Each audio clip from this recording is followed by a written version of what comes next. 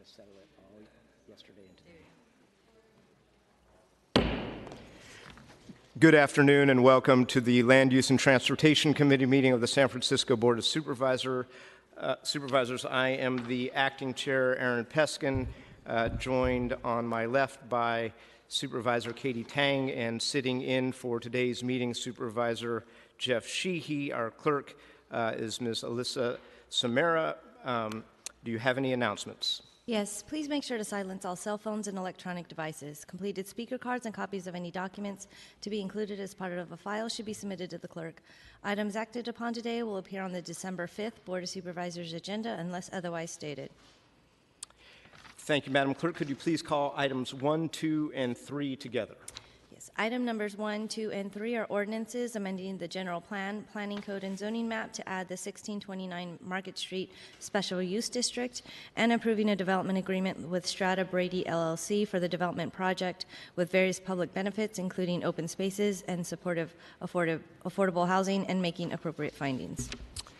Thank you. This project has been a long time in coming, and we are delighted that it has gotten to the Board of Supervisors. I want to thank the mayor and his staff, of course, the Plumbers Union Local 38, and the co-sponsors of this legislation, Supervisors Kim and Sheehy. I want to thank the folks from Strata for the briefing that they gave me together with city staff a few weeks ago, and thank Mr. Sullivan for all of his work on this project that is going to bring affordable housing and community benefits to this area of Mid-Market. And with that, should we start with somebody from the Planning Department, or Ms. Topier from, who wants to start? Richard, you want to start? Good afternoon, Supervisors. Rich Sucre, Department staff. The item before you is the project approvals for 1629 Market Street. On October 19th, the Planning Commission considered a series of actions in support of the project at 1629. Included in their actions were recommendations for approval of a general plan amendment to the Market Octavia plan, to basically amend the plan in support of the project that's before you, a series of planning code text amendments, and a zoning map amendment to basically realign the zoning map towards the new parcels that will be created as part of the project, as well as to increase the height limit for one of the parcels in support of the affordable housing parcel for the associated project, and to establish the 1629 Market Street SUD. In addition, the Planning Commission considered a recommendation of approval for the development agreement, as well as the conditional use authorization and planned unit development, all of which were affirmed by the Planning Commission. So I'd like to introduce Michael Cohen, the project sponsor, to provide information on the project.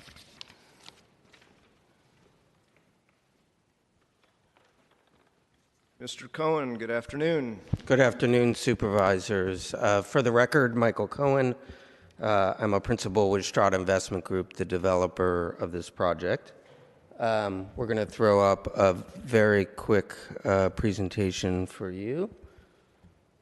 Yep, thank you. So our site is a 2.25 acre site, which is on the eastern edge of the Market Octavia plan area near Van Ness. The property is owned by Local 38 Plumber and Pipe Fitters Union and their pension trust fund, and Strata has a 99-year lease of the property. Current uses on the site, moving sort of east to west up Market Street, include the Civic Center Hotel, which is an aged SRO, Local 38's Union Hall, a small retail frontage along Market Street, and then what is one of the largest assemblages of surface parking lots in downtown San Francisco. The site was zoned under the Market Octavia plan primarily for 85-foot residential buildings with ground floor retail along Market and 12th Street and a large central open space. And our development plans respect and meet these requirements with 584 residential units in 5 different buildings with none higher than 85 feet, 13,000 square feet of retail, mainly along Market and 12th Street, 23,000 square feet of public open space, mews and gardens, plus a 30,000 square foot new state-of-the-art Union Hall, and the renovation of the Civic Center Hotel. In addition to meeting the requirements of the Market Octavia plan, our project exceeds the plan requirements in three important ways. First, upon completion, approximately 27% of all the residential units will be affordable and at lower than usual average area median income levels. And because we knew from the beginning that our plans needed to include a thoughtful approach to the Civic Center Hotel and its residents, we have committed to construct a 100% supportive housing project on site with our partners, Community Housing Partnership. And the project will be phased such that the CHP supportive housing building must be complete and ready for occupancy before we can even begin renovating the Civic Center Hotel. And this will ensure that the existing residents can move into the new building without being even temporarily displaced from the site. To our knowledge, this is the first time ever in San Francisco that supportive homeless housing has been included as part of a private project. And perhaps even more uniquely, no city money from the Mayor's Office of Housing or otherwise is being used to construct the CHP building. We are donating the land, we're funding all of the pre-development, including architecture and engineering, and paying for the gap financing. Second, the project will preserve the Civic Center Hotel and the excellent retail frontage along Market Street near Brady. Indeed, we are planning to seek Mills Act treatment for the Civic Center Hotel, and thus we'll be adding the building to the National Register and look forward to coming back to the Board of Supervisors early in the new year on that. Third, the project privately funds and delivers what was one of the most important open space aspirations of the Market Octavia plan, which was a centerpiece, publicly accessible open space that would serve the entire area. With extensive input from nearby residents, we've designed and will build an immersive garden that will be activated on all sides. That also includes a decorative art piece that will help screen the existing BART vent shaft structure. Interestingly, in meeting the challenges of these three public policy issues, affordable housing, open space, and historic preservation, we were pushed and ultimately embraced a pretty wonderful, diverse, and fine-grained urban design. While unlike more monolithic glass towers that you might see further down Market Street, this project is comprised of 6 different buildings, and they have different heights and massing and materiality. And here are a few other vantage points. You can see this is looking up Market Street, and this is across the street from the Zuni Cafe. We're very proud of this project, but we're even more so of our partners. And I do want to acknowledge just a few. First and foremost, Local 38 and the Pension Trust Fund. When it comes to supporting supportive homeless housing, Local 38 is really walking the walk here, because we are building them a new home that they're going to occupy forever right next to the new CHP supportive housing building. And I think they deserve a tremendous amount of credit for giving us the freedom to try to make that happen. I also want to acknowledge the community, especially the Brady Street neighbors. We had a really wonderful dialogue with them throughout this process. And of course, there are some issues that people have legitimate concerns about, like construction impacts and what is it going to mean for traffic and the like. But not once in 3 years of meetings Did we have anyone in that community say, we don't want supportive homeless housing in our backyard? And that is not something that you often see, and I think they deserve a tremendous amount of credit. And frankly, I think a big reason that both Local 38 and the Brady neighbors were comfortable supporting a supportive housing project here was because of CHP. They have an impeccable track record, both building and operating supportive housing. So with that, I'm going to turn it over to Ann Topier, and then we will be here to answer any questions that you may have. Thank you. Ms. Topier, good afternoon. Good afternoon, Supervisors. Ann Topier, Project Manager in the Office of Economic and Workforce Development. I just plan to take a couple minutes to provide an overview of the primary elements that make up the Community Benefits Package in the Development Agreement. Unlike DAs for projects that require significant upzoning, the City is entering into this agreement with Strata Brady LLC, whose project is largely code compliant, to secure all of the community benefits, fees, and requirements identified by the Market Octavia Plan, as well as a significantly enhanced affordable housing program and large privately owned, publicly accessible open space, all of which will be located within the boundaries of the privately owned proposed project site. In exchange for a 15-year vested development right, the City receives legal assurance that these additional benefits will be delivered in a timely manner in accordance with the term of the DA. For this project, the DA primarily focuses on the delivery of the Colton Street 100% affordable supportive housing parcel. This building will provide 100 units of deeply affordable housing for formerly homeless tenants and will include on-site management and social services for its residents. The first tenants in the building will be the long-term residents of the Civic Center Hotel, who upon completion of the building will be offered relocation to the brand new units on Colton Street. The DA incentivizes the developer to deliver the Colton Street building early in the term by restricting access to construction permits for the renovation of the Civic Center Hotel into a market rate residential building until after Colton Street is completed and ready for occupancy.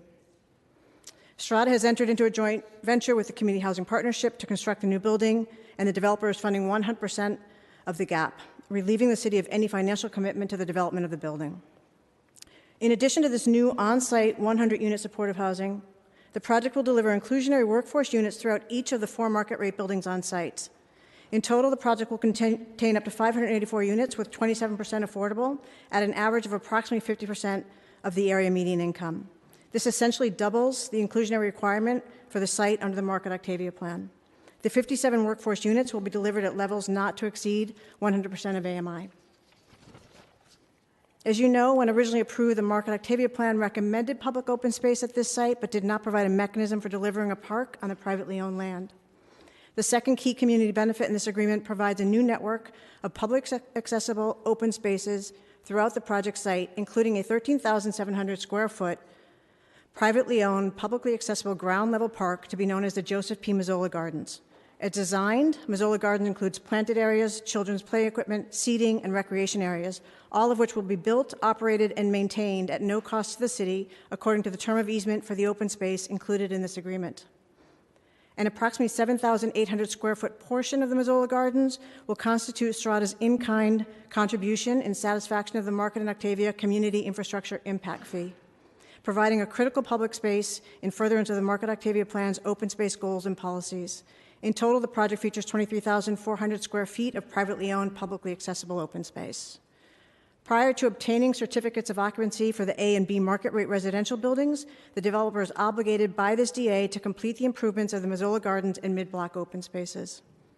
And finally, the developer will enter into a first source hiring agreement with OEWD and also make good faith efforts to achieve the 17% LBE hiring goal established by the City's Contract Monitoring Division. This concludes my summary of the development agreement, and I am available for any questions if you have. Thank you, Ms. questions. Topier. Any Sure. questions from members of this panel? Seeing none. Are there any additional comments from staff from Planning or the Office of Economic and Workforce Development? All right, seeing this is an extremely controversial project. And Supervisor Kim may have some comments after public comment. Mr. Mazzola, I think I saw you. Why don't we start public comment with you? Thank you to you and Local 38 for participating in this, and I have a number of speakers. I've also neglected to acknowledge Community Housing Partnership and Ms. Gilman and Mr. Tracy for their work at the Civic Center Hotel. This has been kicking around since my first term in office. I am delighted that 1629 Market is finally here. Mr. Mazzola, the floor is yours. Thank you very much, Supervisor Peskin and supervisors. Good afternoon. Thank you for allowing me to speak today on behalf of this great project. We're very excited to be at this stage. It's been a long time coming, as you said, Supervisor Peskin. We've been, Local 38's had its headquarters at 1629 Market Street for over 50 years. And we're a proud neighbor in the community, and we're glad to be able to put this package together with Strata. We interviewed a bunch of different developers over the years, and Strata came out far and above the best. We think they're well qualified, and they have a great package team design with CHP and with the David Baker and Associates. It's a great team, and they've been reaching out to the community. Like you said, they've had countless meetings, and they've been doing everything on the up and up and have gone over and above where they need to be, and we couldn't have picked a better partner. It goes without saying that this project's going to be 100% union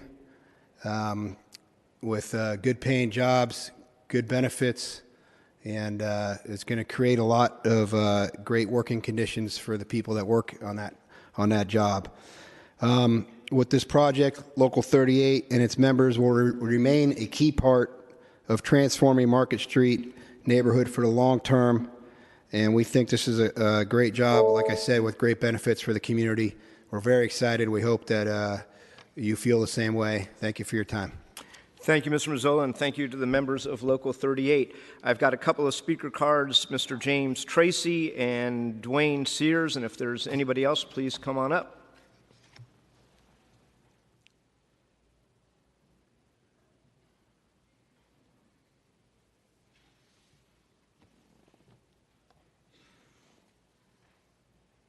Good afternoon, supervisors. My name is James Tracy. I'm standing in for Gail Gilman, our CEO of Community Housing Partnership, who's out of town for the next week or so. When Gail first contacted me by text and said, hey, I needed to come to a meeting, we're talking about tearing the Civic Center down and building something up, I said, oh my God, what have we got ourselves into? Quite bluntly, but once we met with Strata and realized their commitment to making sure that the Civic Center Hotel was rebuilt just around the corner, it stayed in the neighborhood. They weren't trying to pull any type of shenanigans that are quite common in other proceedings, and they really became trustworthy partners. It's been an honor to talk with the community members again, especially the Brady Street neighbors, who have always asked the real questions, the questions of keeping people out of their community or pushing people out, and it never became part of the dialogue, which is very appreciated on our parts.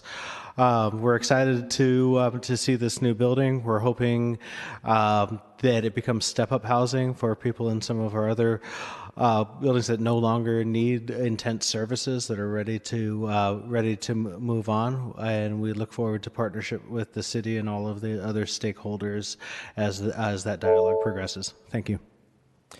Thank you, Mr. Tracy. Mr. Sears.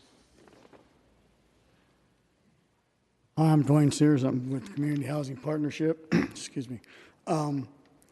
This building has been there for quite some time. Matter of fact, I lived in this building 20 years ago, and I think a change is like due, and I support it, and I think it's it should be approved. Okay.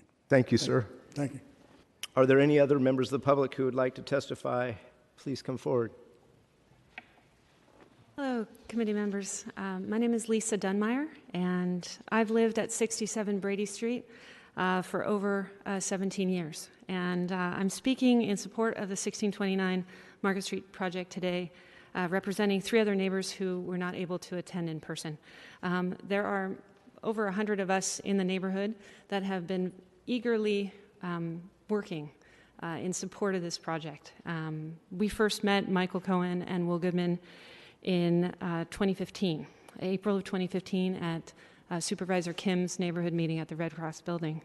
And since then, they've, as mentioned, met with us over 10 times as a group, and that's not counting all the individual meetings that they've had both with renters like myself as well as business owners.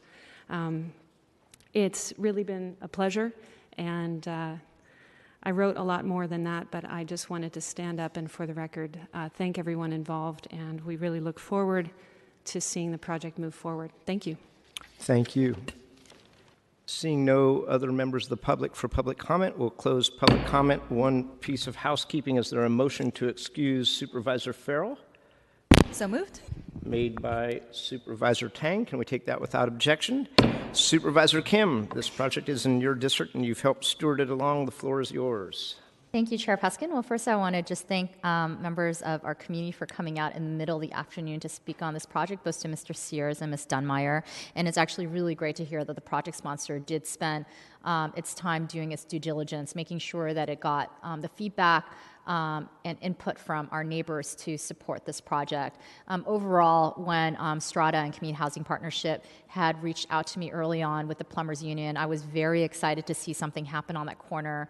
I used to live down the block from the Civic Center Hotel, and I often said that, you know, people say a lot of things about the district I represent, but this was the one block I really did feel unsafe on. And so I'm really glad to see that we are moving forward with rehabilitating this area, and that we're going to do something really great with the Civic Center Hotel site. Really, it is one of the worst single-room occupancy hotels I've ever visited, and that we are moving forward, and that also that we have this navigation center there right now that actually showcased how beautiful that building was. I really did not realize how beautiful the building was until we opened up all of those windows. I think has really made a difference. But thank you for moving forward with a very balanced project with affordable housing. Step-up housing is sorely needed, as Mr. Sears had mentioned. In our neighborhood, we have a lot of residents that have lived in single-room occupancy hotels for a very long time and have demonstrated that they can move to different types of housing with less services and free up those units for those who are currently on our streets and do need the additional supportive services. So I'm just very excited to see this project move forward. I think the open space will also be great for this neighborhood, and thank you for everyone who is involved in this process. Thank you, Supervisor. With that, is there a motion to send the general plan amendment, the planning code, zoning map changes, and the DA to the full board with recommendation made by co-sponsor of these items, Supervisor Sheehy? Colleagues, can we take that without objection? The motion is approved. Congratulations and good luck getting this done on time and on budget. All right. With that, thank you, Supervisor Sheehy. Madam Clerk, could you please call items 4, 5, and 6 together? Item number 4 is a hearing on housing costs and information tracking. Item numbers 5 and 6 are a hearing and resolution approving the biannual housing balance report. Supervisor Kim. Thank you so much, and I believe that Supervisor Fewer is also joining for items 4, 5, and 6 as we have combined our hearing. Today we are hearing our annual housing balance report from the Planning Department. As many of you know, in 2014, voters sent us a clear mandate to set a goal of 33% affordable housing in our new production under Proposition K. To do this requires a careful balance, both of preservation and protection of our existing affordable housing, which by and large are rent-controlled units, as well as planning for and producing new affordable housing, whether it is through our on-site inclusionary policy, which we just amended this year, site acquisition, or through our area plans. Today we are holding this hearing and voting on the resolution because part of achieving this affordability goal is to have accountability and hear and monitor the efforts of the city. The report is clear that while we have increased our overall affordable housing production since last year by 1.6%, the reality is that over the last 10 years, for every 3 affordable units the city built, we lost 2 rent-controlled units. As our housing rights advocates have stated, it's 3 steps forward and 2 steps back, which can be incredibly frustrating. And this is disconcerting because we only have an estimated 6.1% of future entitled projects that are affordable, mostly in the district that I represent, as well as Supervisor Malia Cohen's district. In 2015, I worked alongside many of the tenant advocates that have come today to advocate for tenant Eviction Protection 2.0, which according to our rent board data since its passage, we have seen a 2-year decline in no-fault evictions.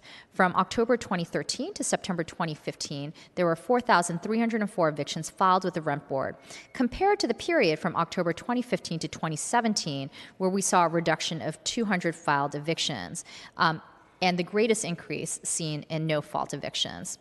Last year, I worked with President Breed, Supervisor Peskin, and Supervisor Safai on one of the largest reforms and amendments to our inclusionary housing ordinance, which added to our housing stock more on-site affordable units.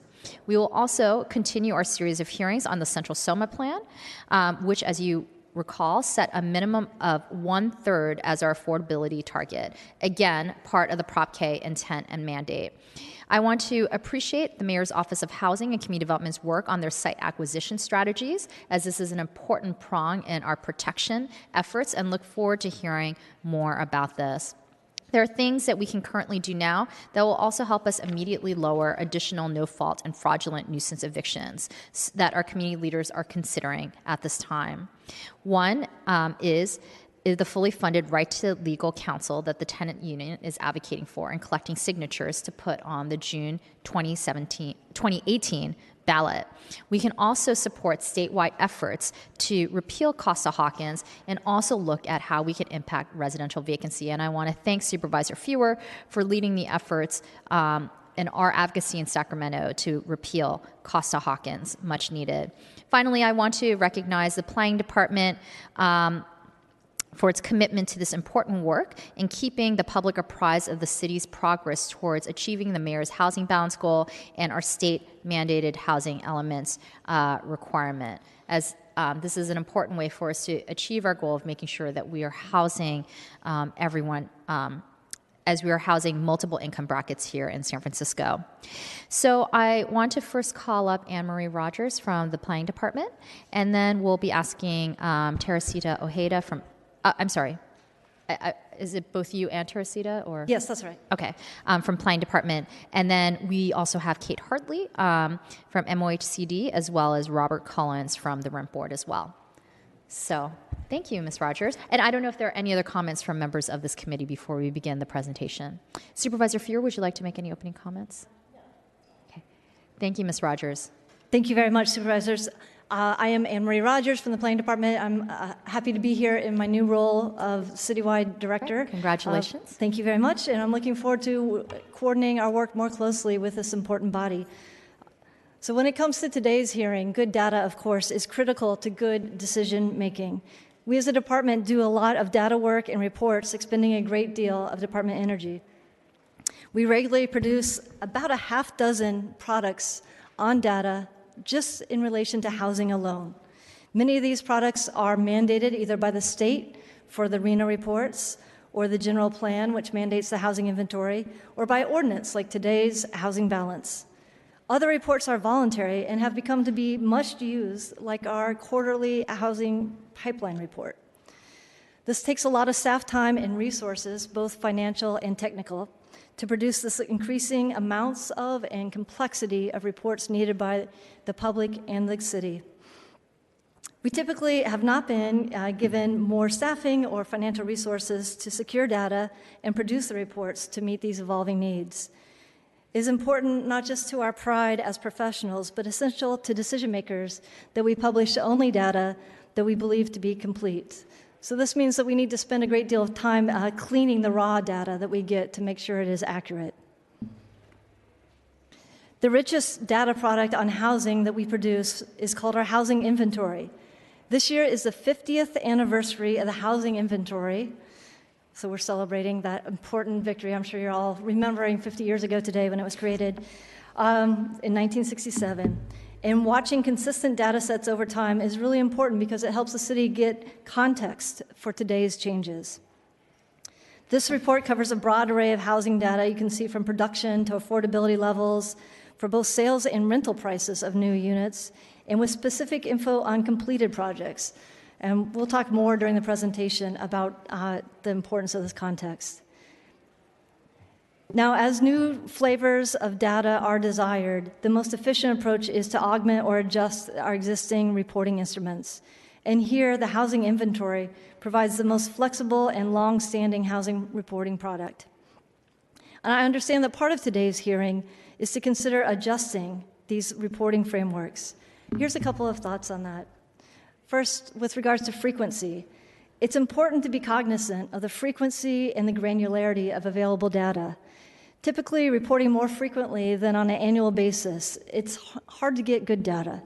And even when you could get new data that's refreshed that often, when you look in these shorter increments, it can be just reporting seasonal variation or some idiosyncratic noise. So it's really hard to get an understanding of what the real trends are unless you're looking at the bigger picture. Also, it's important to note that some of the data sources have 1 to 2 years of lags in the availability of data, like I believe possibly some of the assessor's data that we're trying to get. Then we should consider, number 2, the data sources and availability of resources. Some of the data that we use in our reports is originated with other city agencies. And in some cases, we might need to acquire or buy data from third-party sources. This would require resources that may or may not be available in formats which lend us to ready analyzation. In closing, I really appreciate that you have called for today's hearing. This is a great opportunity to present housing data in the context of broader trends, and we hope to highlight that data in the context of policy which you might wish to set. I wanted to be here personally as a new citywide director to reinforce the importance of this work and this body's reception to the work. And for our presentation, first you'll hear, as the supervisor said, from Teresa Ojeda on the Housing Balance Report. Then we will have Pedro Peterson present the information that Supervisor Fewer requested about housing pricing. Thank you very much.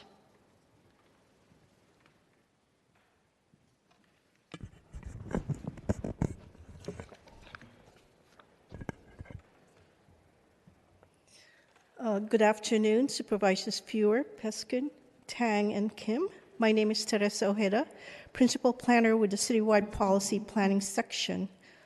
I'm here to talk about the Housing Balance Report. This is only for your information and no action is required.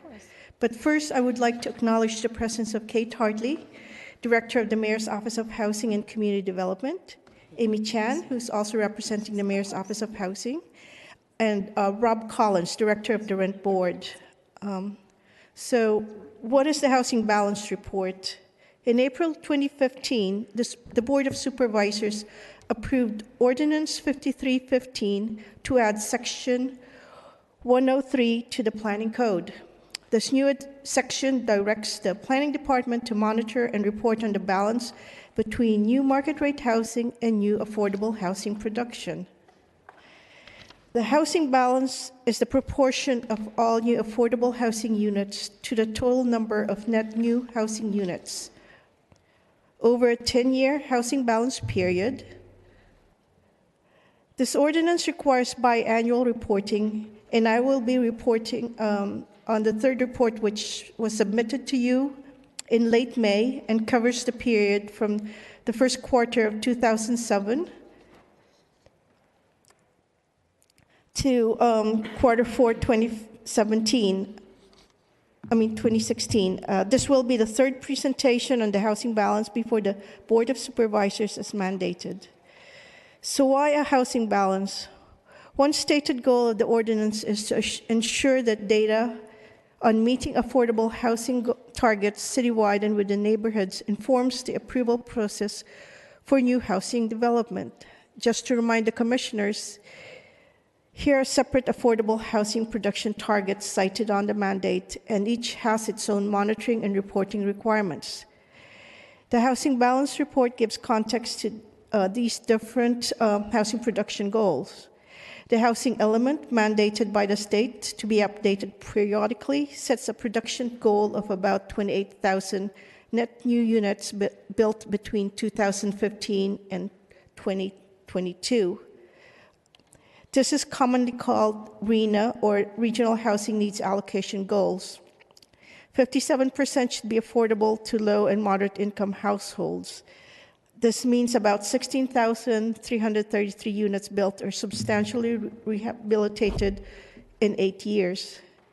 The Planning Department submits an annual report on the city's progress in meeting this goal to the State Department of Housing and Community Development. The Planning Department also prepares a quarterly report to the Planning Commission based on the same production goals, called the Quarterly Residential Pipeline Dashboard. Proposition K, passed by San Francisco voters in 2014, set a goal that 33% of 30,000 net new units be affordable. This is about 9,900 units. This is the goal that the Housing Balance Report will be aiming for. So what is the 10-year historic affordable housing trend? If we are just to look at new housing production, net new affordable housing made up 23%, or just under a quarter, of net new housing units built in the last 10 years. I'd like to add that this is about the proportion that has been more or less consistent in the last 2 decades or more. The housing balance calculation, however, looks beyond new housing production. In addition to new housing production, the housing balance calculation also looks at rehabilitation and acquisition completed and the small sites program, RAD, or public housing replacements completed. RAD stands for Rental Assistance Demonstration, essentially replacement of older public housing projects. Entitled and permitted affordable units minus units removed from protected status. Essentially, these are rent-controlled units that are removed from the rental market either through Ellis Act, demolition, condo conversion, and owner move-in evictions. This is collectively called net affordable housing stock for the purposes of this report. This net affordable housing stock is seen as a proportion of net new housing built and entitled and permitted net units. These figures are all for the 10-year reporting period. This presentation covers the fifth housing balance report, so the period covering the first quarter of 2007 through the fourth quarter of 2016. The net affordable housing stock totaled about 8,480 units. This net affordable housing stock over 36,538 units is about 23%. This is the citywide cumulative housing balance over a 10-year period. The ordinance also requires that the housing balance be calculated by Board of Supervisor districts and by planning districts. The housing balance for the Board of Supervisor districts range from negative 206 and in District 4 to 74% in District 5. The negative balances are due to larger numbers of units removed from protected status relative to the net new affordable units built and the net new housing built overall. Districts 2, 3, 5, 6, 9, and 10 have positive housing balances, while the rest have negative balances. Ms. Hoyeda, could we just, I just had Go a couple back? no, I just wanted to ask a couple of questions about this slide, but also the slide previous to this.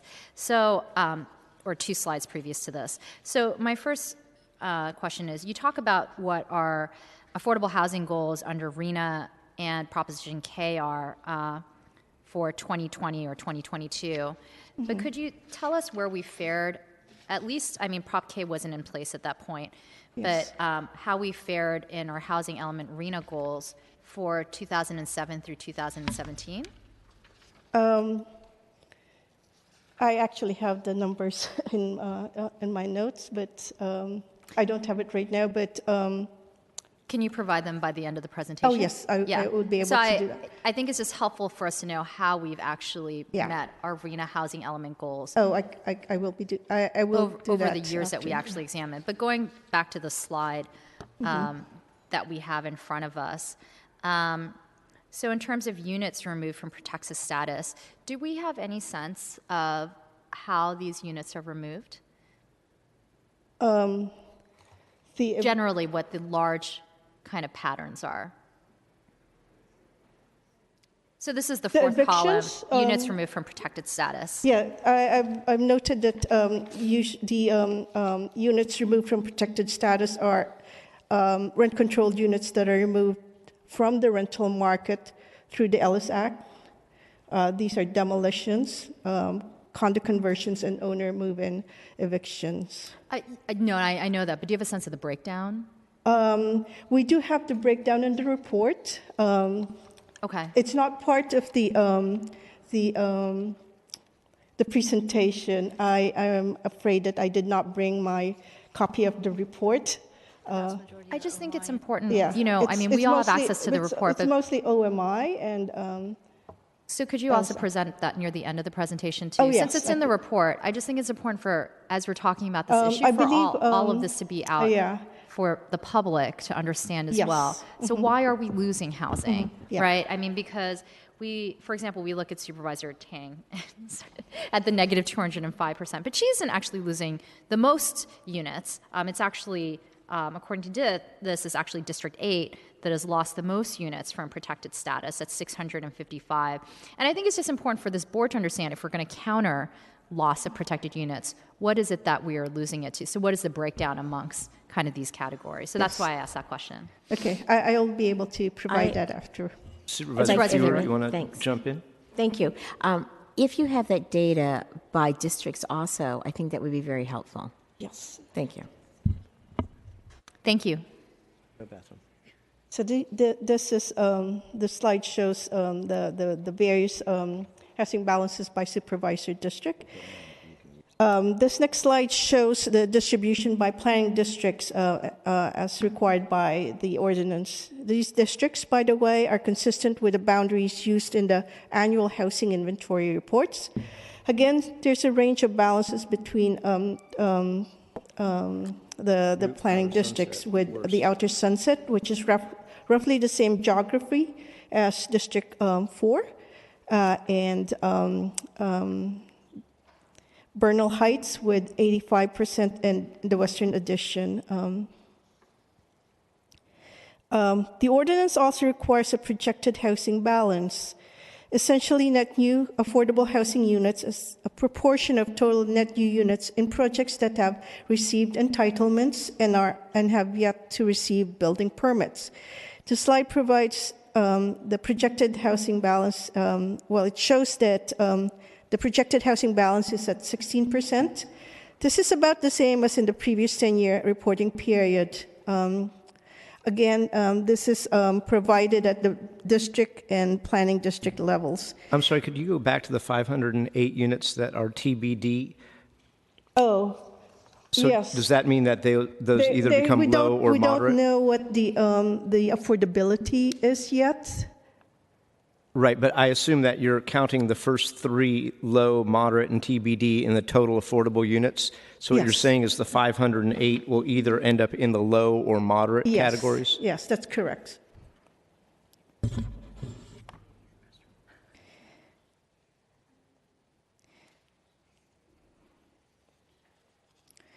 The Housing Balance Ordinance also specifies that the three major projects that have been entitled but do not yet have building permits not be included in the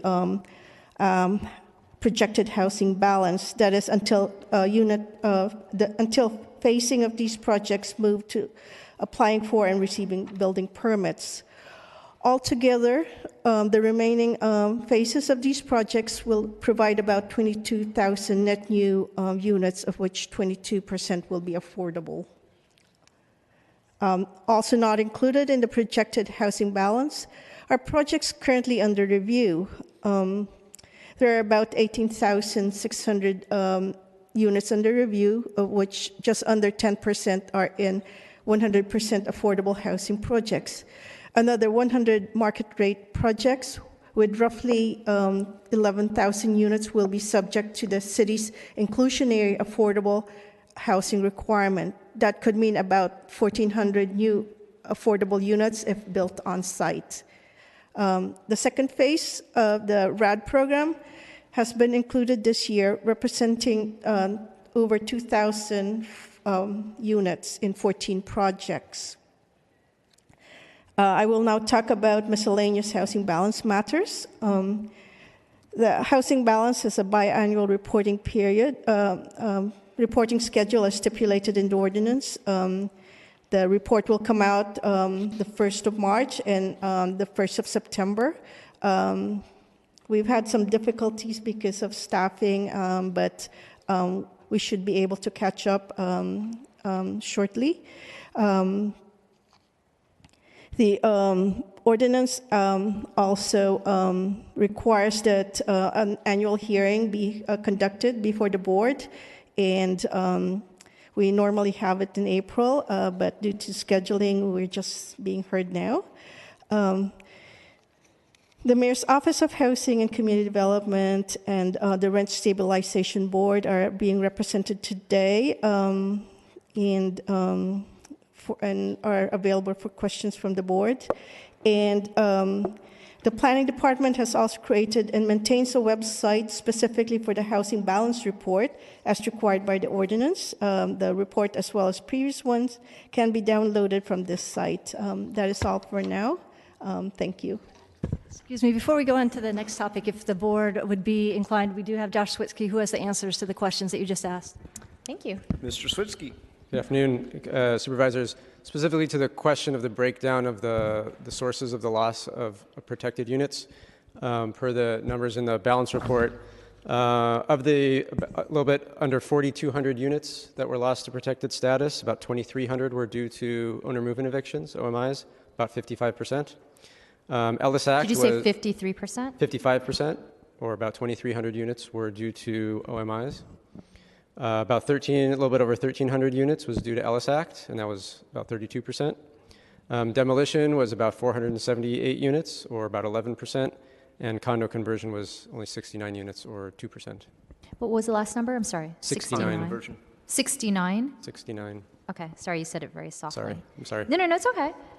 This is 2%. it's really helpful to have the breakdown. Sure. And as Supervisor Fuhr said, it'd be great to get it by district, because I'm happy to see that District 6 has the lowest units removed from protected status at 135, but it's helpful to understand why, certain districts have more or less as we consider policy considerations. Thank you. Supervisor Peskin, looks like you have a question. If there are 200 condos converted a year, why is the number only 69? That's a good question. I don't know. Teresa maybe can answer that question. That's the number that was in the report. That was...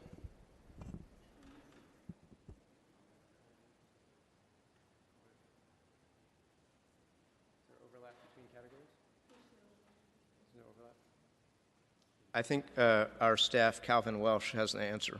Mr. Collins? Actually, hi, Supervisor Peskin. I don't know if I have an answer. No, I was actually talking about Calvin, but... Oh, I'm sorry. Calvin, we would like you to... You're working off the ticks. If you'll remember the legislation that was done 4 years ago now, in lieu of condo conversions, you allowed ticks to be converted to condos. You were working them off in the annual rate, and they go first. That's why they're low. Right, thank you. Sometimes. That was during my time off from the board. Thank you for that reminder, Mr. Welsh. Are there any more questions from members of the committee? I think we still have the trends. Supervisor Fuhr, followed by Supervisor Tang. Right. Are we now going on to my part of the presentation on housing costs? Well, Have we might concluded, be. or? Supervisor Tang? Thank you.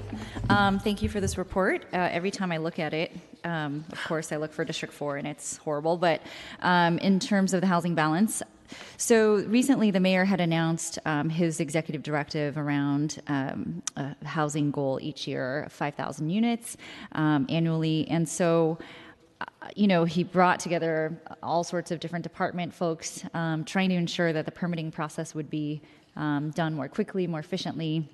I just want to make sure that, especially when we look at the housing imbalance in District 4, for example, that as part of that directive, the permitting process for smaller projects, so whether it's ADUs, whether it's a home extension or so forth, that those are all included as part of it, because I think that that's these smaller size projects, smaller type units that are being added, they do add up over time. And that's the only way, frankly, that I think District 4 will be able to get to and even close to a housing balance of some sort. So I just wanted to make sure that as the mayor announced his executive directive recently, that the planning department and all the other different departments are working towards a more efficient process, again, not just for large projects, but for smaller ones too. Yes, our department will be providing our response to the mayor's executive directive in early December. I believe December 1st is the target for that. And of course, we would be looking at helping all types of housing, especially affordable housing. Great, thank you. I'll look forward to that in December. Supervisor Fewer. Thank you very much. So as we're going on to the second part of the presentation around housing costs, I think the Housing Balance Report is an important tool that we have for understanding how our neighborhoods are changing over time and how well or how poorly we are meeting our housing production goals. However, as valuable as it is to know how many affordable units are being created and lost, this does not give us the full picture of housing affordability in our city. We also need to understand how the loss of units relates to the actual cost of housing. We all know that San Francisco has become one of the most expensive cities in the world, yet even as policymakers, we do not have a clear data on how much it costs to buy or rent a unit in a given neighborhood at any given time. In order to fully understand the significance of our Housing Balance Report, we should also know how costs change in our districts as we lose and gain affordable units. When we are told that building more units, whether market rate or affordable, will bring housing costs down, does the data support this assertion? When rent control units are lost, we lose not only the often long-term tenants who live in those units, we also lose affordability because we do not have the ability to place price controls on even rent-controlled units. And when massive number of wealthy residents move into a neighborhood where new high-end housing has been built, we may assume that sale prices will increase for those units that exist around these new developments. However, we cannot know unless we have regularly updated information. Today, we will hear from the Planning Department about how rental and sales prices for housing have changed across our various districts over time. Staff will also briefly discuss the factors that are driving this increase. Pedro Peterson, planner from the Planning Department Citywide Division, I believe is here to make a presentation. Good afternoon, supervisors. Thank you, Supervisor Fewer, for inviting us here today to present on housing cost trends in San Francisco. My presentation today piggybacks on the Housing Balance Report work, which my colleague Teresa Ojeda just discussed with you. The presentation will be broken up into 4 sections. I'll give a little bit of context into why we were invited here today. I'll then show you some housing cost trends over time and across the city. The following section will have a brief discussion of some of the possible drivers behind these trends, and then I'll conclude with some sort of takeaways and then policies that are being implemented to address these challenges. So a bit of context. The city has been losing much of its economic diversity since 1990. Households earning over 140% of area median income, or AMI, have increased by about 76,000. We have experienced significant losses in households between 30 and 120% AMI. And there's actually been a slight increase in households earning less than 30% AMI, possibly because of our investments in public housing, in affordable housing, as well as other factors that we might need to understand better. This has led to significant displacement of households. This is a map from the Urban Displacement Project at UC Berkeley, showing that essentially all of San Francisco has become either at risk of displacement and gentrification or undergoing different levels of displacement and gentrification, or neighborhoods that are high-income neighborhoods that are classified as being exclusionary. So some of the trends that we're here to report, home values in San Francisco, the Bay Area, and California since 1996, as reported by Zillow, have increased dramatically, as you can see in this chart. In 1996, since 1996, San Francisco and the Bay Area have been higher home values than California, but we've seen a real divergence, particularly since 2010, 2011, where the curve in San Francisco and the Bay Area have really shot up dramatically. And the same can be seen in rents in all three of these geographies, San Francisco, Bay Area, and California. Although we do see since 2015, at least in this Zillow data, there's been a bit of a tapering off in San Francisco and the Bay Area, and sort of a plateau. But although the median rent in San Francisco still is above $4,500 a month. Using a slightly different. Oh, excuse Mr. me. Peterson? Yes, pertaining to this particular slide, are we looking at one-bedroom rents for one bedrooms in here, or is it This is two-bedroom? the median rent. Rents in Median general. rent. The two-bedroom is the most common type, so it's probably mostly applies to two bedrooms, but we don't have this data broken up by different size units. It's just the median asking rent. And this is another important distinction, that this is the asking rent, so it's not what current residents pay for their units, because a lot of those rents might be lower due to rent control. It's the rent that a tenant would face in the market today. And this is using a slightly different data set so that we could look back further, back to 2003, comparing median rents, home values, and inflation, just to see how much more housing has gone up when compared to other prices. So this is the inflation rate minus shelter in the Bay Area compared to median rents and home values in San Francisco.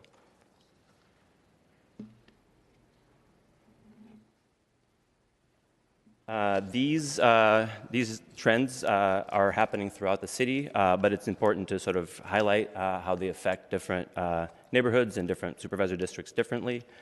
As we can see, these are home value increases by zip code overlaid with the supervisor districts. We see that neighborhoods like the Bayview, the Mission, Western Addition have experienced rates of home value increase of almost 100%. The western side of the city, we see rates mostly above 75%, and even where the rates have gone up the slowest on the sort of the northeastern corner, they're still above 55% since 2010. We see similar trends in rents, very large increases in the eastern part of the city, potentially the neighborhoods that are well served by BART and by Caltrans or Caltrain, and sort of increases throughout the city above at least around 20%. So what are some of the potential drivers behind these trends? And so we sort of posit 4 explanations. One is the sort of rapid expansion of employment in San Francisco and in the Bay Area, coupled with rising wages, lagging housing production that hasn't kept up with the increase in jobs and wages, as well as regional challenges that create jobs housing imbalances in jurisdictions throughout the Bay Area. So this chart shows increases in jobs by wage classes in San Francisco since 2006. As we can see, they're going up in every wage category. We have roughly 150,000 more jobs today than we did at the sort of bottom of the recession in 2010, and even 100,000 more jobs than we had at the previous peak in 2008. So fairly dramatic increases in the number of jobs. but the jobs don't really tell the whole story. So as you can see, this chart shows employment growth since 1995 has been about 30% in San Francisco. This is a chart that was put together by the Office of Economic Analysis in the city. And in the meantime, housing prices have gone up by almost 100%. So potentially a better explanation for the increase in housing prices is this combination of number of jobs and rising wages. And so the total income in San Francisco at this time has gone up by almost 90%, so much closer to the rising housing prices. I'm sorry, could you repeat that last part? It was a little mumbled. This last slide? Just what you just said. Sure. So the main takeaway here is that the previous slide has showed how employment was going up. And employment has gone up since 1995 by about 30%, but housing prices have gone up by almost 100%. And so what might be a better explanation instead of just employment is the combination of employment and increasing wages. So if you multiply the number of jobs by the amount that those jobs pay, we get this total income for San Francisco, which has increased by about 90% since 95, adjusted for inflation. So that's how much income has increased in San Francisco as a whole, is by 87%, as the entire city. Exactly. Okay. And that compares, pretty well with what housing prices have done during this time. So they've gone up by about 100%, while total income has gone up by about 90%. Okay, thank you. So, but what we're looking at is that the new employment that has come into San Francisco is the ones that are driving the higher wages. I mean, those are the ones that are getting the higher wages. Can we make that correlation? We haven't looked into this for this particular presentation, but I think wages overall are going up. Certainly, wages in the tech sector. Well, quite frankly, city government their wages they go up by 2 or 3%. They're not going up by this sort of percentage. So we are seeing a disparity amongst people who are employed by city and county, for example, and people in a private industry, which I think has implications also not only for our housing costs, but also about our workforce too. Because what you're telling me is that there's this increase in employment that has come in. Our city government has basically stayed stable, but the jobs that are coming in are much higher paying jobs, higher actually at a higher rate than actually what the rest of the population has been able to afford. That's right. Is that correct? That's correct. But I do want to show that in this chart, for example, we show that there are jobs at all different wage categories are increased. So the number of jobs are increasing overall, in that. But there are, there is a sort of a discrepancy with higher income jobs are going faster, and then incomes for those groups are also going up faster. And so the combination of those two factors is what is in this orange column right there. And the good news is that we have increased our housing production in recent years. As you can see in this chart, by 2014, 2015, we had basically reached the housing production levels from before the recession.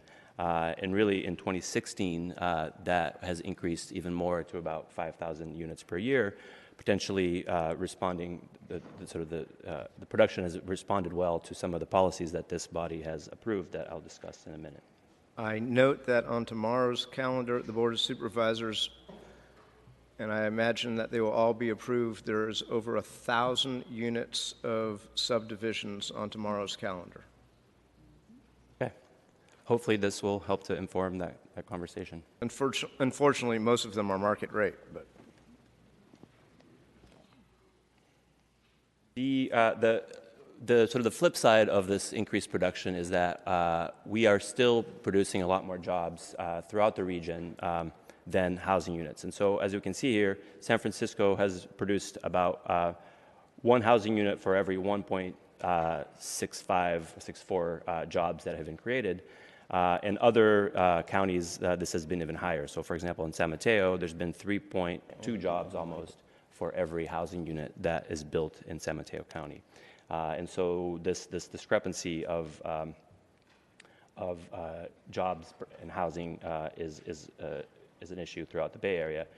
And really the production, even though we show the production in recent years has ticked up, sort of taking a longer term look, In the 1970s, the Bay Area added about 450,000 new housing units, whereas we're projected to build less than 150,000 in this decade if we continue with current trends.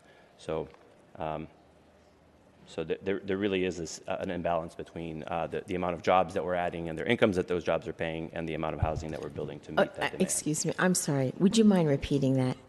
Sure. Throughout the Bay Area, over the last few decades, there's been a steady decline in the number of housing units, even while the economy is expanding. So there is a sort of a mismatch between the sort of adding of jobs without the commensurate number of housing units to meet that demand. So I just offer a few concluding remarks. The increase in housing costs is a long-term trend, as we see, but it really has intensified since the end of the Great Recession, since around 2010-11. The housing costs are increasing at different rates in different parts of the city, but they are increasing basically everywhere in San Francisco. Housing production hasn't kept up with job and wage growth, and this is true both in the Bay Area and also in San Francisco and also in other Bay Area cities that have added a lot more jobs and housing, which exacerbates the problem. These are some of the policies that have been implemented by this body and by the state to address the housing crisis. There are additional efforts underway, and we would welcome the opportunity to come back to you and discuss these in more detail. So thank you for the opportunity, and I'm here if you have any questions.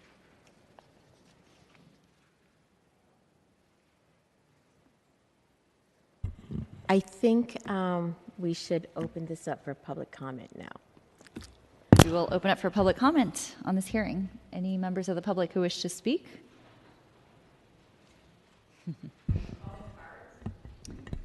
Did I receive cards? Oh. Even if you didn't fill one out, you can please come on up and line up. Yeah, and I feel have free Tony Robles and Teresa Flandrick. Calvin Welch, San Francisco Information Clearinghouse. I'm assuming we're talking about the fifth report of the housing balance. I'd like to suggest a couple of things that might be done to improve the accuracy of the housing balance report. It is beyond understanding to continue to count public housing as part of the housing balance report, as if simply perpetuating the number of public housing units that we have is somehow adding to the affordable housing stock. I don't think that it is of much value at all to continue to count public housing rehab, since it's no net new. It's unlike acquisition of existing housing for affordable housing. We don't move public housing from the market to the affordable side. It's affordable going in, it's affordable now. The only thing that it does is confuse readers in seeing that 26% of the units are affordable under one measure when you count public housing construction versus new construction, which I think is the real issue here, in which affordable housing is only about 16% of the production of housing, which is dramatically down. Finally, we're not counting short-term rentals. That is beyond my understanding of why we're not counting short-term rentals. There are 10,000. They are overwhelmingly rent-controlled units, and they are kept off the housing market, given San Francisco's ordinance, year-long. Year-long. There is no limit. So I think we ought to start counting in the housing inventory short-term rentals. Thank you. Next speaker, please. Good afternoon. Teresa Flandrick. I'm here to talk about what I didn't hear in the housing balance is, for example, those that are buyouts that are actually not filed. And when I look at the figures for 2016 that was published in January, I don't see 3 addresses where I know tenants had been forced out, those who tried to stay for 18 months fighting the harassment of either you accept this buyout or we'll evict you. So I know that that is much greater because there are the pre-apps that are noted, and there's a huge difference between those which are filed. And I'm talking about those that were never filed and will not be filed because it's a means of skirting the law so that there would be no constraints on the building. We do have a condo conversion moratorium in place. So these buildings are now being turned into TICs with the hope of being able to convert to condos. One example is 590 Lombard, which was a 3-unit building where Susan, Richard, and his 2 children and his wife had lived, and the owner had died. The building was bought by Envisage, a company out of Lafayette, who is in the process of converting this to luxury units that include 2 penthouses on the top with entrance only from the 2 top units, as well as a media center and a wine cellar in the basement. So no San Franciscan that I know of will ever be able to return to this rent-controlled building. Never. This is happening throughout the city. These are numbers that are not counted when you look at a housing balance as lost units. Thank you. Thank you, Ms. Flandrick, and I know that case well. Next speaker, please. Good afternoon, members of the board. Peter Cohen, Council of Community Housing Organizations. I'll speak to the Housing Balance Report and just to say thank you to the Planning Department for doing this work. And Supervisor Kim, you sponsored the legislation a couple of years ago. And I know it's a ton of data, but I think it's one of the most useful things that we have coming out twice a year. It tells so many stories about what's happening with housing need, housing production, where we're falling short, what we can do from a public policy standpoint and learning from that. So again, I'm glad that the staff is so committed to digging into the weeds, as they say. The cumulative housing balance is 13.6% when you factor in lost rent-controlled units, which we think is a very honest way to think about our housing production. And that is better than the last report before that, which was 12%. So we're actually doing better, but far, far below what anybody might consider to be an acceptable threshold. So, this might sound like the sort of same old thing that we, as Choo-Choo, keep saying. What we need to do on the production side is we need more funding and more sites. That's really how we increase our production. We also need to do more acquisition. We need to get more buildings off the speculation market so that as those buildings come up and tenants are threatened with evictions, they're not lost, either the tenants or the buildings. There are tools, there are policies. They're not cheap, they're not easy, but there are ways to correct that housing balance much more structurally rather than nibbling around the edges. So encourage you to learn and act from this. I also want to speak to some interesting information from the last report. I found it sort of just eye-opening that the incomes in San Francisco have increased 90% since 1995. I mean, that right there tells us so much about why we have a housing affordability crisis for middle income and otherwise. It's not just units produced, it's the incomes chasing housing units that's driving the price. That can't be lost on us, folks. Thanks so much. Supervisors, Deepa Varma from the San Francisco Tenants Union. Thank you for putting together this report, Planning Commission, and I agree, it's really important for us to have data. What the data shows us is that we have nowhere near enough affordable housing. What the data doesn't show us is those points that some of the other speakers talked about, how even more affordable units are being lost as we build more and more luxury units. Those through short-term rentals, through buyouts, through people being harassed out in any number of ways. I also know multiple units near where I live and near where I work in the Mission District where there are whole buildings that are empty and they don't show up in any of these registers. So we can't build fast enough to replace these units. And what I would like to talk about is other ways we can address the bleeding of these units, and hopefully we'll get to that item later on in this today with pushing for state reform, including the repeal of Costa-Hawkins. And realizing that we do need to concentrate on building more and more affordable units, but we also need to stop the bleeding as soon as possible. Thank you.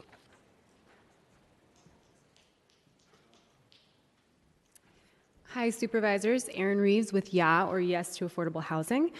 First, I just want to echo others and say thank you for continuing to put out this data. It's invaluable to have information in real time about how we're meeting our affordable housing production goals and housing balance goals. It's particularly invaluable because it tells a clear story and points to clear solutions. Like others have said, it makes incredibly clear that we are not producing enough affordable housing. We need to dramatically increase our production of affordable housing. To meet the needs of the folks who are here and the folks who are coming, we need to be producing 60% or more affordable housing. So that should be our #1 development priority. And second, it's clear that unless we slow the loss of units that are currently stably housing people, we're just running in place. 2 steps forward, 1 step back isn't going to solve our housing crisis. We need to pair production with protection of tenants and preserving and expanding rent-controlled units, which is why we're very excited about the resolution that's later on the agenda for Costa-Hawkins repeal. So we pride ourselves on being innovative and data-driven here. Let's listen to the data. The story's clear. Thank you.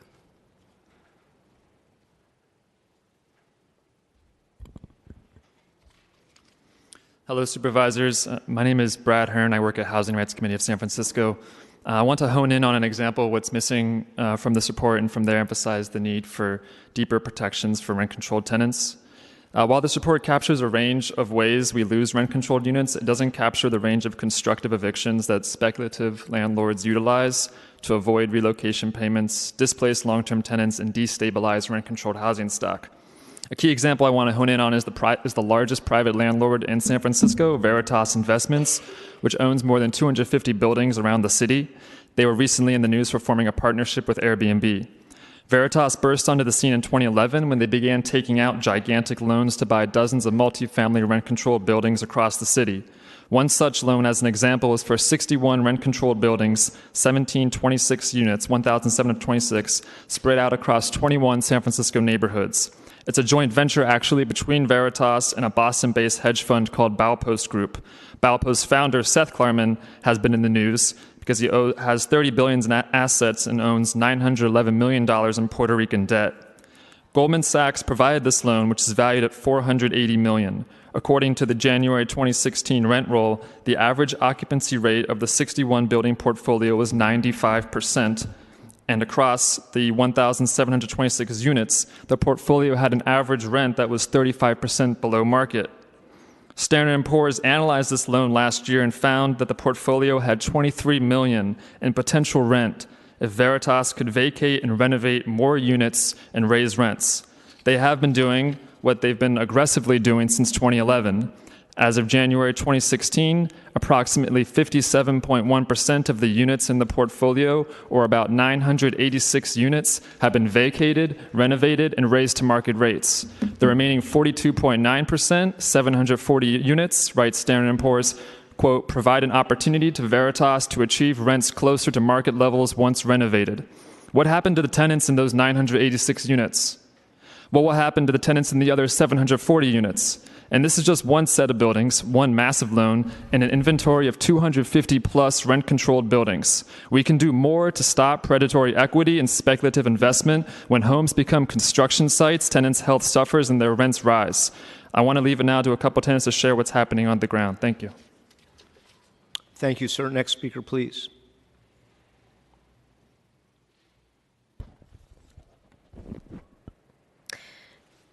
My name is Lena Maibaum, and I lived in District 3 at 634 Powell Street. I can definitely appreciate the opportunity to speak on this report and its significance for me as a long-term rent-controlled tenant. I was born and raised in San Francisco all of my life. I am a freelance photographer and work in 2 San Francisco restaurants. I have lived at 634 Powell Street since 1996. Veritas bought my building in 2016. Since then, I saw months of constructions, scaffolding surrounding our building for at least 3 months. When the construction came regular, water shut-offs, elevators outage, heat outage during last December for nearly 2.5 weeks. Leak plumbing, dust from lead-based painting being spackled off, drifting through the windows with no notices, and ongoing rodent infestation.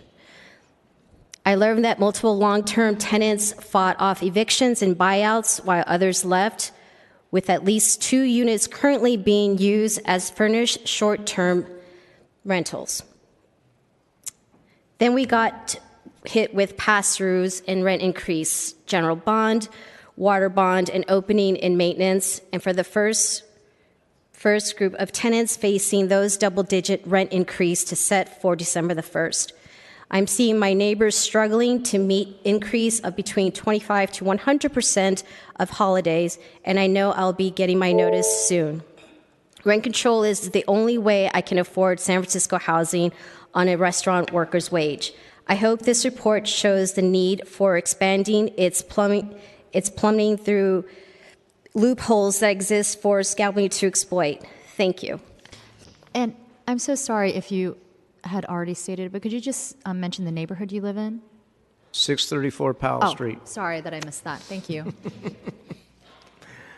Next speaker, please. And by the way, I just got a stack of speaker cards, but it looks like most folks are lined up, so rather than call them, just get in line. Go ahead. My name is Amina Rubio, and I also live in District 3 at 634 Powell Street. This report is important, and I want to thank everyone who was involved in this production. I'm a rent-controlled tenant of 25 years at my home, a student at San Francisco State, a student teacher, and an artist. Like my neighbor Lena, I live under Veritas Investments, the largest private landlord in San Francisco. While the housing balance report covers many ways we lose rent control units, it doesn't cover what's going on to more than 250 buildings owned by Veritas and their investment partners. Together with the Housing Rights Committee and other Veritas tenants, I have been to other buildings, approximately at least 20, owned by them, and have seen the same things happening, such as constant construction done in unsafe ways, reduction in housing services without proper compensation, and unlawful evictions for reasons tenants don't understand. This is across the board. It is clear to me that Veritas bought our building to make a lot of money, and to pay down debt. That is all. That is predatory equity. And when an investor pays more for a building than the current rents cover, I see an opportunity for this body to dig deeper into this problem, and I urge the supervisors to do so. This has happened before in San Francisco.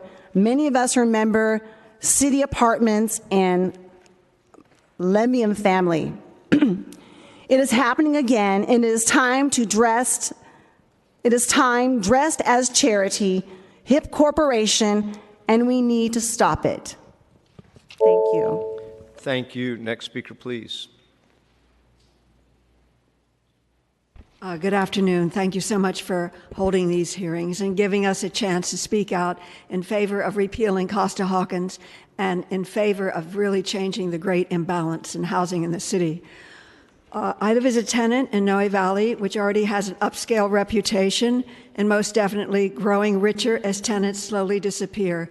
I once did an informal survey of the shopping district 24th Street from Grandview to Dolores, and I found that there were 1,000 probably mostly rent control units above the shops on that street. District 8, which includes Noe Valley, has lost in the last 10 years 655 rent control units to the Ellis Act and MOI conversions. I don't enjoy my walks there as much as I used to because from one week to the next, buildings are suddenly dark, empty, and covered with scaffolding. A few of us tenant activists frantically put leaflets under doors with buildings having for sale signs on them, advising that a new landlord doesn't mean one has to decamp. We have won a few battles, but it more and more feels like an avalanche of money doing yet another makeover of our neighborhood. It would be strongly advisable for the SOUP Land Use Committee to review the work of the planners in the planning department, who apparently couldn't care less, I hope I'm wrong about that, if tenants are in or were in a building. that some speculator now wants to virtually reconstruct for an over-the-top profit. We, of course, do need to get rid of Costa-Hawkins, have fully funded right to legal counsels, scale up acquisition programs, etc. Additionally, the city should really have no qualms about leaning on the tech CEOs for some real money for low, moderate income housing. The truth is they have been the biggest player in the housing imbalance status. While they have been generous with contributions to healthcare and education, their efforts in correcting the housing imbalance are not proportionate to their wealth and power. Thank you.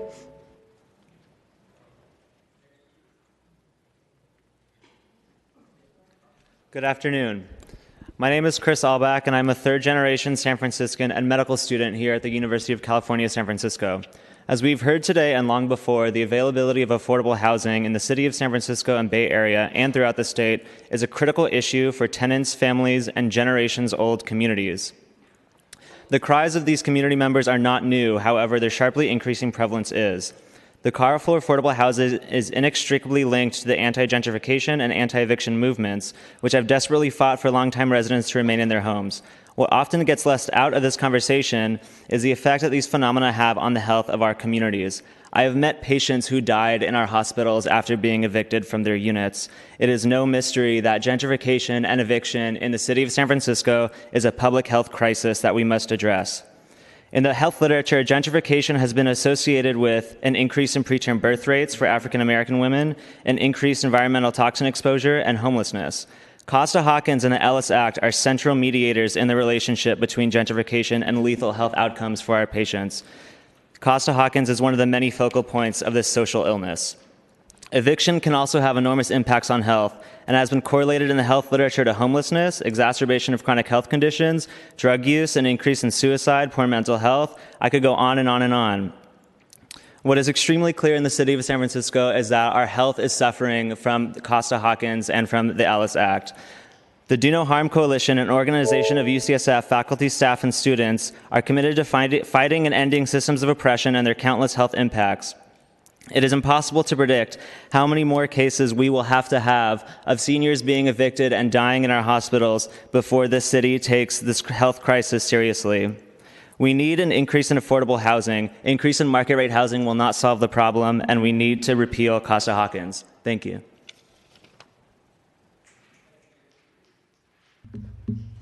Next speaker.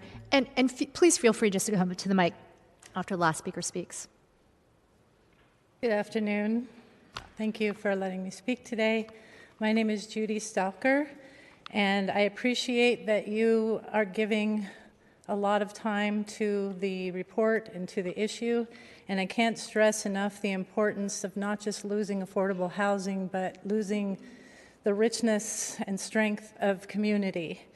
I've lived in my home in the Upper Haight for 29 years, and myself and the residents of my building were served with an Ellis Act eviction in September. And of course, as you can imagine, we're devastated, as are many in our community, and we need your help. This is not just tragic because we're losing our homes, but we're actually being forced out of our community. And we have a very diverse but a great community. We help each other care for each other's children and pets and homes and gardens and cars. When someone's away, we lend a hand if there's a crisis. We celebrate holidays together. We exchange information and gifts. We help each other if someone is sick or injured or dying or distressed, and we come together to grieve the loss of community members. We've been able to stay because of the protections afforded by rent control. But if we're evicted, we will not be able to stay in our neighborhood, probably not the city, and we will lose the place that we are established, safe, and embedded. So I'm urging you to please disincentivize the use of Ellis Act in San Francisco and scale up and increase funding for acquisition programs in areas with high rates of no-fault evictions. If you compare the map for the affordable housing in San Francisco with the map for Ellis Act evictions, you'll see that there are very many Ellis Act evictions. There isn't affordable housing. Thank you.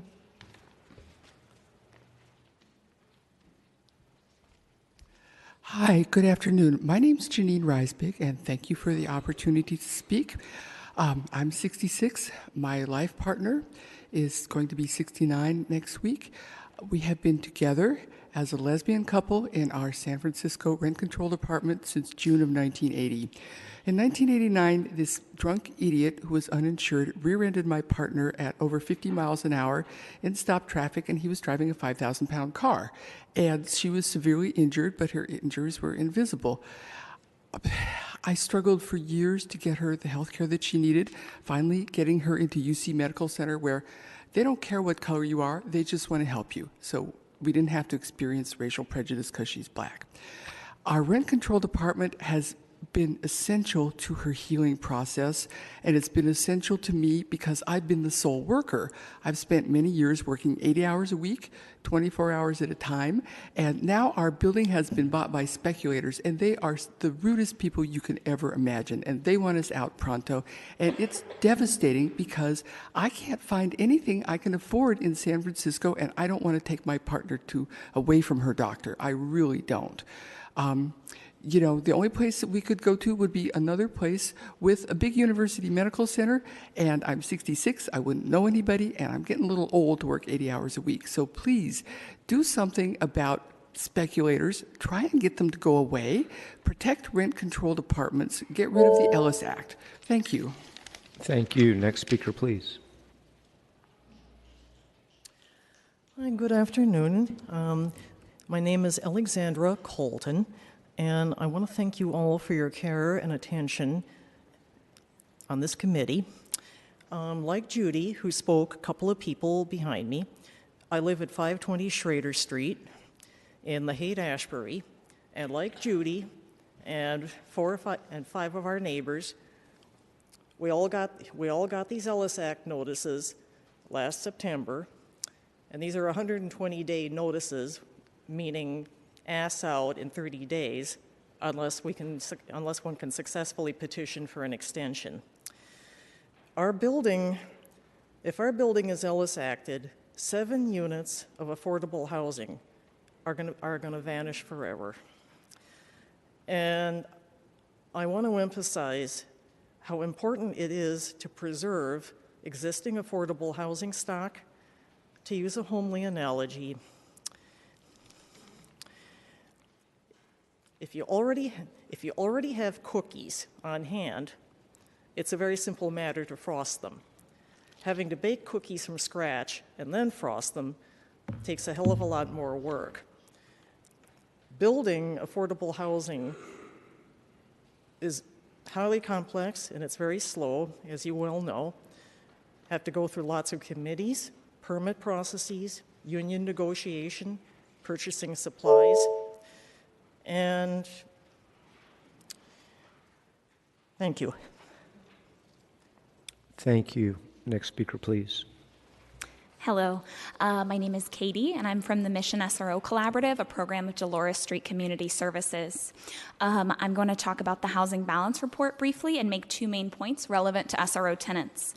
The first is just uplifting previous points about the loss of units from pushouts. Mostly in SROs, this shows up through harassment, very serious harassment, including threats to call ICE, physical harassment, and also through bad building conditions, pests, not making necessary repairs, extreme delay in that process, as well as, of course, as illegal evictions and illegal buyouts.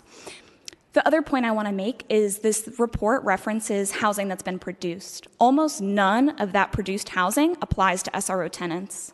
Through our work within SROs across the city, we know that SRO tenants make under 10% AMI. Most of them make about 5% AMI. This report categorizes low-income tenants into low-income, very low-income, and extremely low-income, where the extremely low-income people are 30% AMI and under. So it doesn't cover the very specific needs of this population. And when we talk about affordable housing, I think it's critical to talk about the most vulnerable populations and the places where it's most needed. If we're serious about low-income housing as a solution to homelessness, we have to actually build it and not water down the definition of affordable housing so that our city policies look good. Thank you. Thank you. Tony Robles, Senior in Disability Action. Thank you for commissioning this report. Basically, it is to just confirm in writing officially what people on the ground, tenants and tenant advocates already know. There is data, and data is important, but we can't lose sight of the fact that data has a human cost and a human impact and very human consequences, where some are taxed more than others, some are made to pay more than others in many, many different ways. We were recently in Sacramento, where the Urban Displacement Project at UC Berkeley spoke on the impacts of displacement. And there are many, many layers.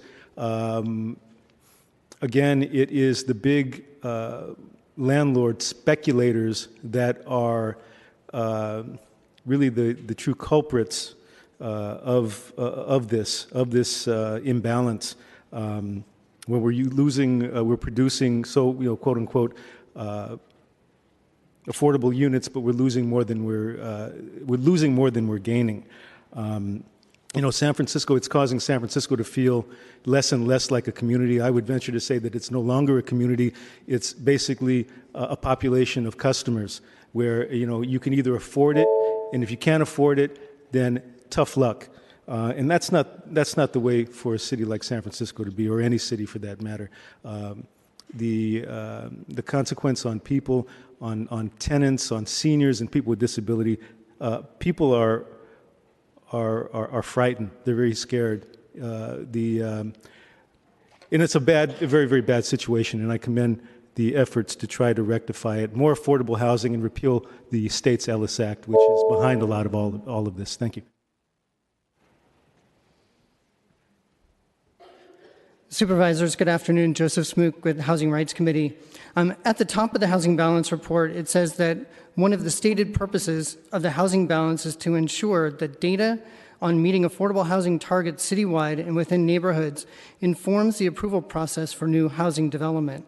Unfortunately, not only does planning completely ignore this purpose of the Housing Balance when new market rate projects come up for approval, but it also fails to update its Housing Balance Report on the schedule mandated by the voters in April and October. Why is this important? Because displacement is a crisis. Loss of rent-controlled housing stock is a crisis. Yet, planning doesn't prioritize these issues. Instead, it prioritizes policies that streamline demolitions of existing housing to replace them with monster-sized homes. It prioritizes streamlining of market rate development at all costs, including rewriting zoning regulations and neighborhood-based area plans in order to do it. Despite the fact that these misplaced priorities continue to make the housing balance equation dangerously top-heavy. What is the result? We can see that over time, planning continues to act as facilitators of market rate development rather than stewards of good public policy. The cost of housing escalates unabated. Other cities are starting to look at San Francisco as the epitome of what not to do to control housing costs. I want to thank Supervisors Kim and Fewer for calling this hearing and for bringing to light these issues that are at the core of how we have to evaluate not just the policies of this city, but how they're implemented, because the question of who gets to live here is fundamental to who we are as a city. Thank you. Thank you. Next speaker, please. My name is Sean McKean, and I've been here since Hurricane Katrina sent me here from New Orleans. I used my FEMA money, Catholic Charities, Mayor's Office of Housing, a lot of other money to help pay my deposit and get into the apartment that I moved into on 6th Avenue, where I ran into habitability issues from the property manager, extreme harassment. My partner and I were eventually forced out, but we managed to settle with the property manager and the landlady for a substantial sum. I moved into 2nd Avenue, and I thought it was a godsend. This money, this new life, I lost my partner, I lost my home, was the expense, but here we go again, right? Looking forward to it. Over the course of 3 years, the building languished. They had been sold. There was a fire. The property manager neglected the property. And I tried for about 3 years as the new owner to do everything I could to play nice, to get the habitability issues taken care of. But then my downstairs neighbor wanted to sleep on my sofa because there were sewer gases leaking into his home that we'd been reporting. Property manager told me they were fixed. They weren't fixed. I called the Department of Building Inspectors, filed the complaint. The building was named untenable public nuisance by the Department of Building Inspections. Took them over 97 days to abate the problems. I withheld rent under 1942.4 of the code, and they sued me for unlawful detainer for non-payment of rent. They settled, and I was able to make up that settlement. Along that settlement, they took 25% and gave it to their parents. In January, along the same settlement, refiled the deed, and they filed an OMI against me on February 4th of this year. I defeated them in their first OMI because the parents didn't even know that the notice was given to me, and they didn't know that the eviction had been filed against me, and the owner admitted so in his deposition. They served me about a week later. This was in July. They served me at the end of July with a second notice.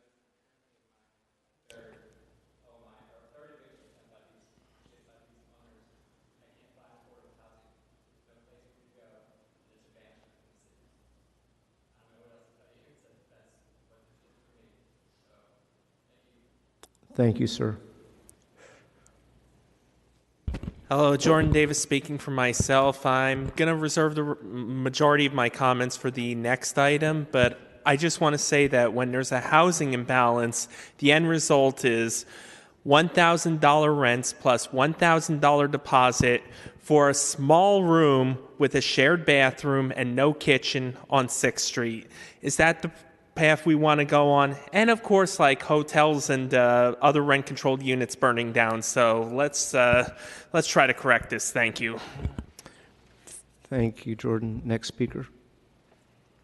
Hi, my name is Sam, and I work at the Coalition on Homelessness. I was born and raised here in San Francisco in the Richmond district, and I still live there today. I think it's clear to all of us that the Housing Balance Report shows that there is not enough affordable housing to keep up with the actual needs. But now that we have this really valuable information and data, we know that what we must do as a city, which is increase our affordable housing production. And we can do this by securing more sites for affordable housing and to secure a permanent affordable funding for new development. And every day I'm forced to ask who has the right to the city and who has the right to live in San Francisco. Right now, it's only the people who can afford to live here. It's only those people who can afford $3,500 in rent for a one-bedroom per month. I've seen so many of my friends and family in San Francisco have to move because San Francisco is no longer affordable.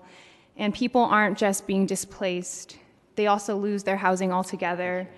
At work, I meet homeless people every day who have ended up on the streets because of evictions and because renting in San Francisco is completely unaffordable. And I just think that the city has a huge opportunity right now to push for more affordable housing and to protect tenants through the repeal of Costa-Hawkins. Thank you. Thank you. Next speaker, please. Hi, my name is Gilbert Williams. I'm chairperson of ACE, native San Franciscan and District 11 resident.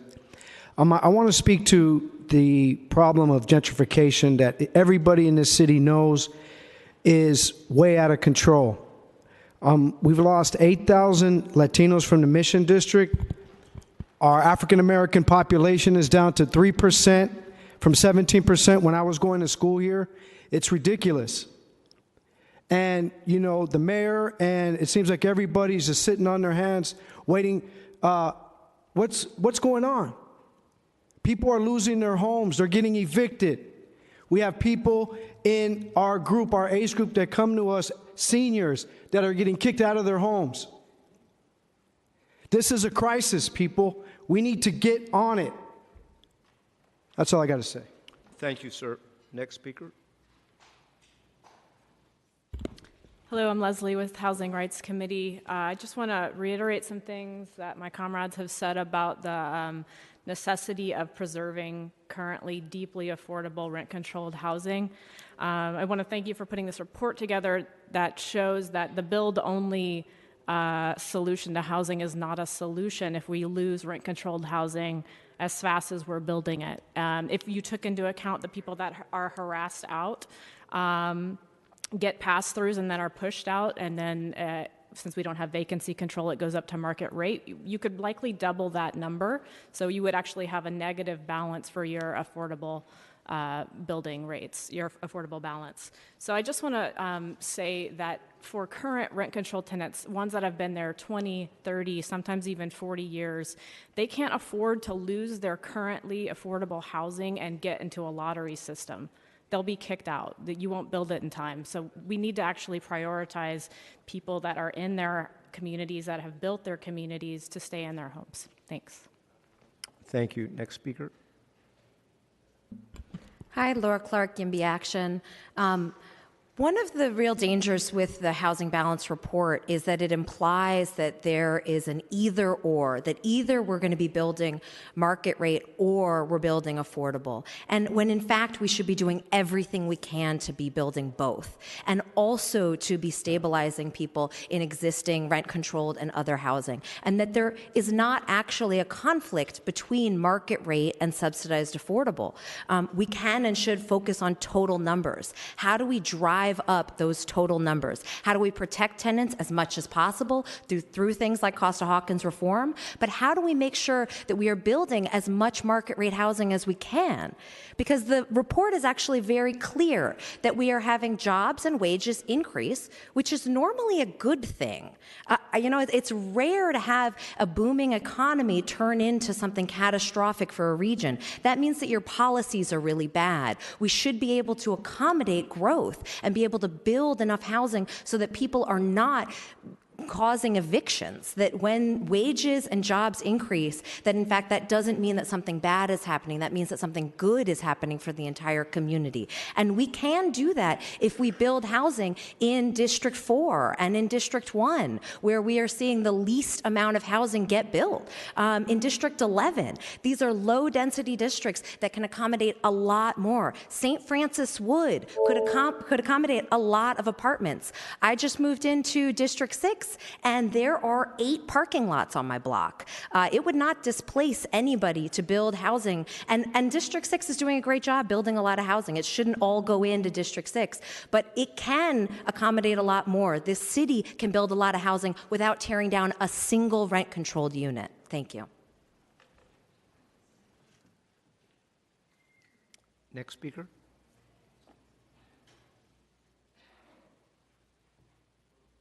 Good afternoon. My name is Eric Marcoux.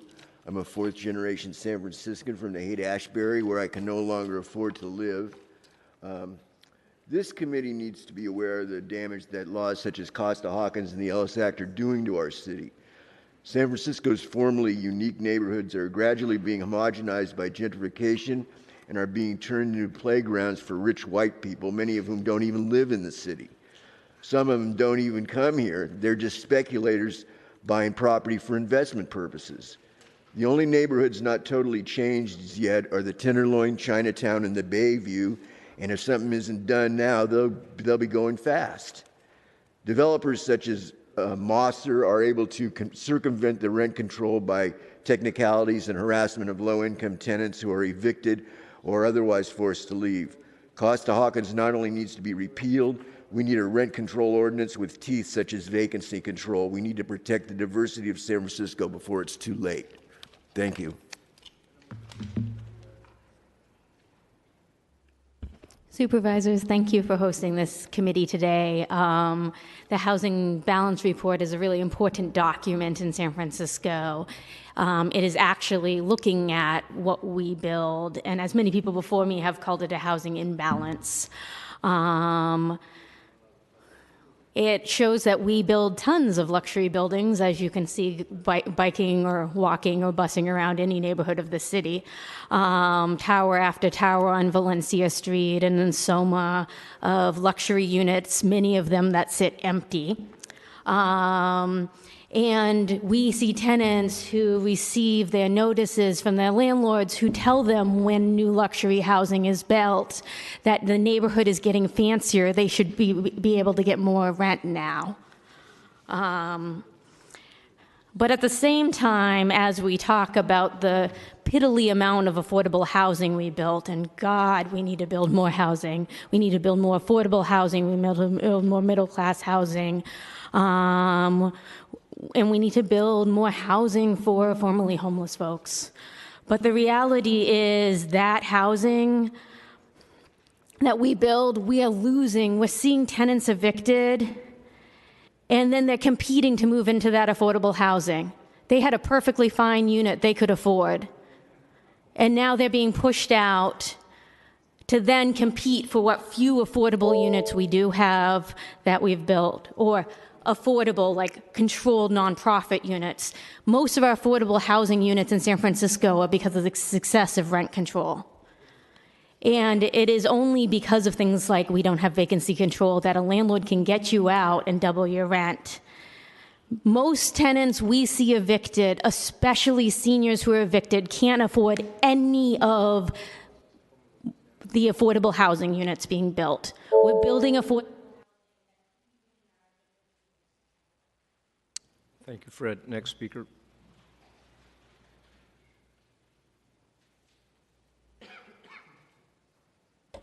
Pardon me. Sue Hester, I have 3 points. One is the Google buses. We have real visible proof of people dumping their housing needs from San Mateo County and Santa Clara County every day into the city, and that's not factored into any of the housing reports. The non-production of housing in Cupertino, Mountain View, Menlo Park, Santa Clara, all has its repercussions in San Francisco because the people that are on those buses pay the high rents or pay the prices of the housing that if they are a housing purchaser. So they're changing the whole city because of regional non-growth of affordable housing throughout the region. Second, we need to have tracking ability to track what prices the units are being sold for. It's a minor thing. The planning department needs to have tracking ability right there in front of them of what housing units were built and what they're sold for. The second thing is the planning department. I'm talking the planning department over here because you don't have the power to instruct the planning department. That they need to have someone on staff does nothing, doesn't process cases, just is familiar with rent control and residential hotel control. They're in the admin code. The planning department doesn't look at the housing laws that exist outside of the planning code. It's one of the things that is one of their black marks as far as I'm concerned. And they need to have someone who does nothing except stay on top of housing issues. Before I came here, I was dealing with a project. The planning department is recommending a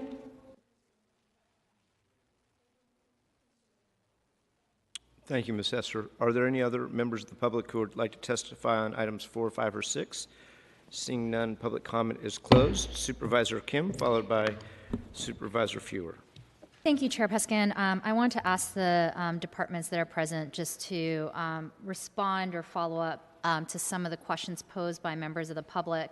One of the questions that was asked is about how we track OMI and Ellis cases. In particular, how do we count buyouts and buyouts that aren't recorded in this housing balance report? And what would the rent board need to track and enforce when buyouts aren't properly reported? Mr. Collins? Thank you, Mr. Collins. Thank you, Supervisor Kim. So the question was, how do we, it was conflated with OMIs and Ellis and buyouts. And so I just want to separate that out. We do track OMIs and Ellis's, and we've gone through a substantial OMI reform legislation that we are getting ready for January 1st. But in the case of buyouts, every buyout needs to be filed with the rent board, except for buyouts that were rescinded, which don't need to be filed with the rent board, buyouts that were done as part of a UD, an unlawful detainer.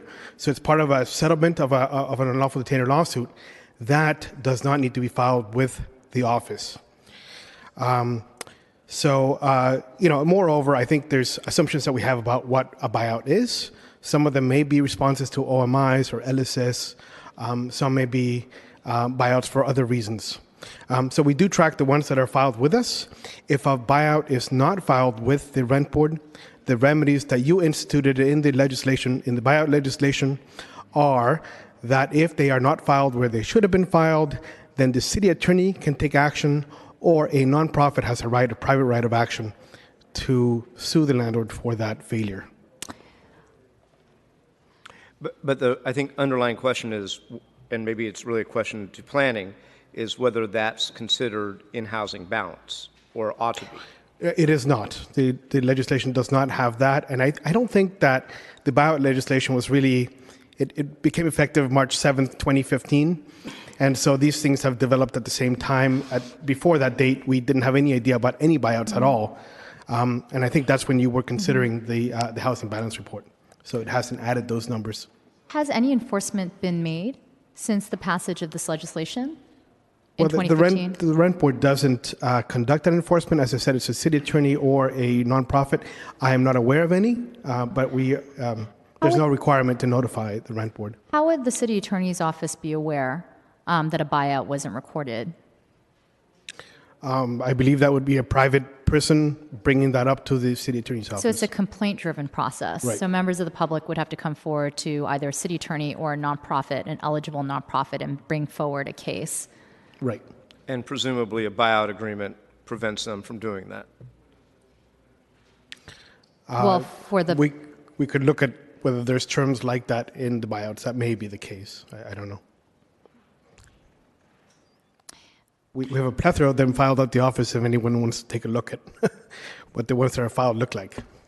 But I think to Supervisor Kim, as these two pieces of legislation were evolving at the same time, I think there is a fundamental policy issue here, which is that at least buyouts that we know about should be factored into housing balance.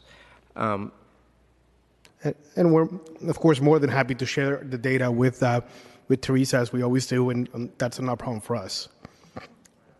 Because in essence, it's the loss of affordable housing, and if we're trying to make housing balance the best tool that it can be for the public and for decision makers, it seems like that makes sense. I also want to concur with the comments made by one of the speakers that adding the RAD program is highly counterintuitive. It's not at-risk affordable housing. As the speaker said, it was affordable going in, it's affordable going out, and adding that seems to skew the housing balance numbers. I'm not really sure why we're doing that. I mean, so I can respond to that, Supervisor Peskin. That was a political compromise. So at the time at the board, in order to pass the legislation, the mayor's office requested that we included RAD acquisition. I also disagreed that it should be part of the count. However, there were concerns that if we did not include them in the count, that money that, because we have a limited amount of funding for acquisition, rehab, and construction of new affordable housing, that in particular districts 5 and 10 would not be prioritized for RAD rehab if they weren't counted in the housing balance. It was a political decision, but I completely agree with you substantively that it doesn't make sense to be part of the housing balance count. However, for political reasons, it was inserted because there was a concern that if they were not counted as new affordable housing, that Mayor's Office of Housing or the board or planning would not prioritize funding for those projects, and that only other types of acquisition and affordable housing, new construction affordable housing, would be prioritized. I don't know. I can pat my belly and rub my head at the same time. I'm happy to re-examine that. In fact, I mean, I think that it doesn't hurt for us to continually look at housing balance calculation and make amendments as appropriate. And if we have to, for example, enumerate that we'd like the recorded buyouts to be included, if that would assist to make it clearer, I'm happy to do a round of amendments to housing balance and also reopen that conversation on RAD, but it was a very lengthy debate and discussion when it came to the board a few years ago. Composition of the board's changed. I'd vote for both of those things. I was just going to concur with the board members that we would not be changing the formula. Since it's a legislative formula, we would need your help to do that. Ms. Hartley. Good afternoon, supervisors. If I may, I would just like to state that, or remind us all that in 2012, when we commenced RAD, the Housing Authority was troubled, and we put about $200,000 per unit into the RAD units. There were many, many units that were absolutely at the end of their useful lives. We have preserved many units that otherwise were lost. They were not habitable because the Housing Authority did not have funding to operate them and maintain them as habitable housing. And by doing RAD, we extended the useful life by a minimum of 20 years, in some cases 50 years. So I agree, obviously there was a political compromise there, but it had a rational basis in that we brought units that were sitting vacant, unused because of lack of funding, back into circulation. And it's housing for our most vulnerable population, the extremely low-income households that so many speakers spoke about so eloquently. Thank you. So on that point, I agree that the rehab of our public housing is of utmost importance. Where I disagree is that I thought that it should have just been a deduction if we lost it versus an addition for the maintenance of affordable housing that we already had. But I agree it would have been lost in the count if we didn't spend that money to keep those permanently affordable. Ms. Hartley, though, since you were here, I did have some question. I had one question for Mayor's Office of Housing.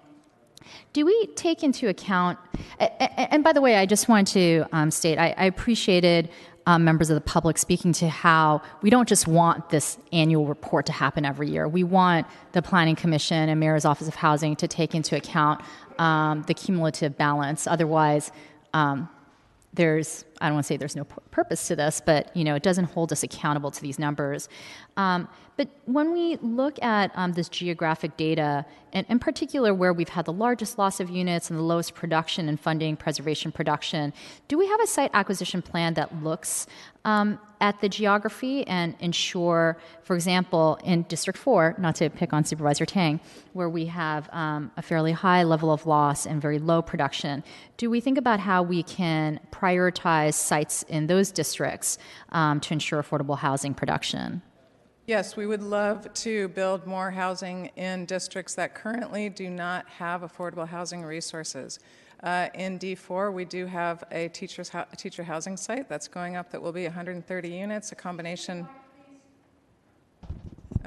of low and middle income housing. We are looking forward to the use of Home SF in built out neighborhoods that do not have the large sites where we can bring tax credits to bear efficiently. We do have to recognize the built environment. We do have neighborhoods that are very low density, fully built out, and don't have opportunity sites, unlike other districts where we do see a lot of buildings. So that really does constrain us. Mm-hmm. We would love to do more small sites, and we've talked with Supervisor Fewer quite a bit in districts that currently don't have great small site production. We also have some resource constraints in terms of developers actively looking in those neighborhoods. So, I'm so sorry. I was not careful enough in my question. I specifically meant site acquisition, so not necessarily development. And I should just note, Supervisor Tang has been a huge pro-developer supervisor.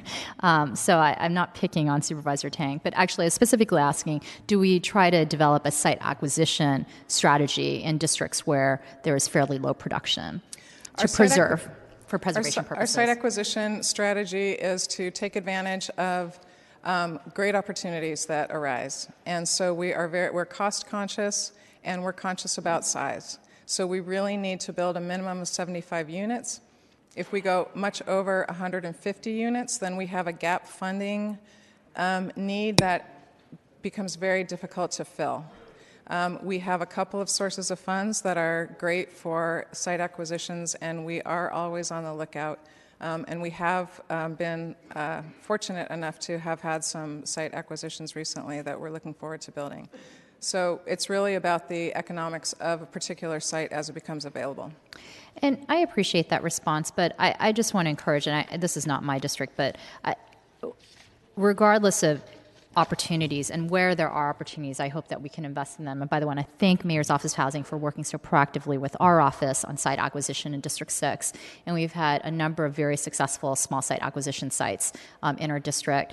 But I do want to encourage both the supervisors and Mayor's Office of Housing to actually develop a specific strategy on the west side for site acquisition, to look for opportunities there, given that we have a housing imbalance in those districts. And sometimes preservation can be, it's not cheaper, unfortunately, but a faster way of ensuring that we are preserving, saving affordable housing in our city. Thank you. And Supervisor, just relative to the earlier conversation, is there a reason we can't display the data with and without RAD? Yes, I think that that is a good way to do that. I mean, a good compromise. The numbers are the numbers. It's just good for us to be able to see what it is with RAD. I mean, whatever the political decision of the day in 2015 was, and we can do this legislatively, is to say the report shall show it with the RAD units and without the RAD units, and then people can see the data however they want to see the data. Actually, I'm sorry, I have one more question. I'm sorry, I was at the bottom of my page, and I think this is a question for Mayor's Office of Housing.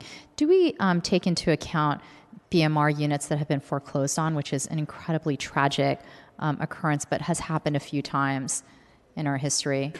Do they get accounted for in the units removed from protected status? I will defer to the planning department. There's only a handful of them, There's but just a few. They should be counted. We can Yes. add that legislatively too. So I will make sure that we add that as well. I just want to make a couple of points, and I know, I'm sorry, Supervisor Few, do you have questions? Or okay, so I'm just going to make a couple of comments. First of all, I want to thank so many members of the public for coming out today for this report. It's great to see so many people interested just in how we're faring, and also making sure that you're holding us accountable to the goals that we as a city has stated in terms of our affordable housing production here in the city. And you know, a couple of things that I want to say. I look forward to some of the work that we're doing.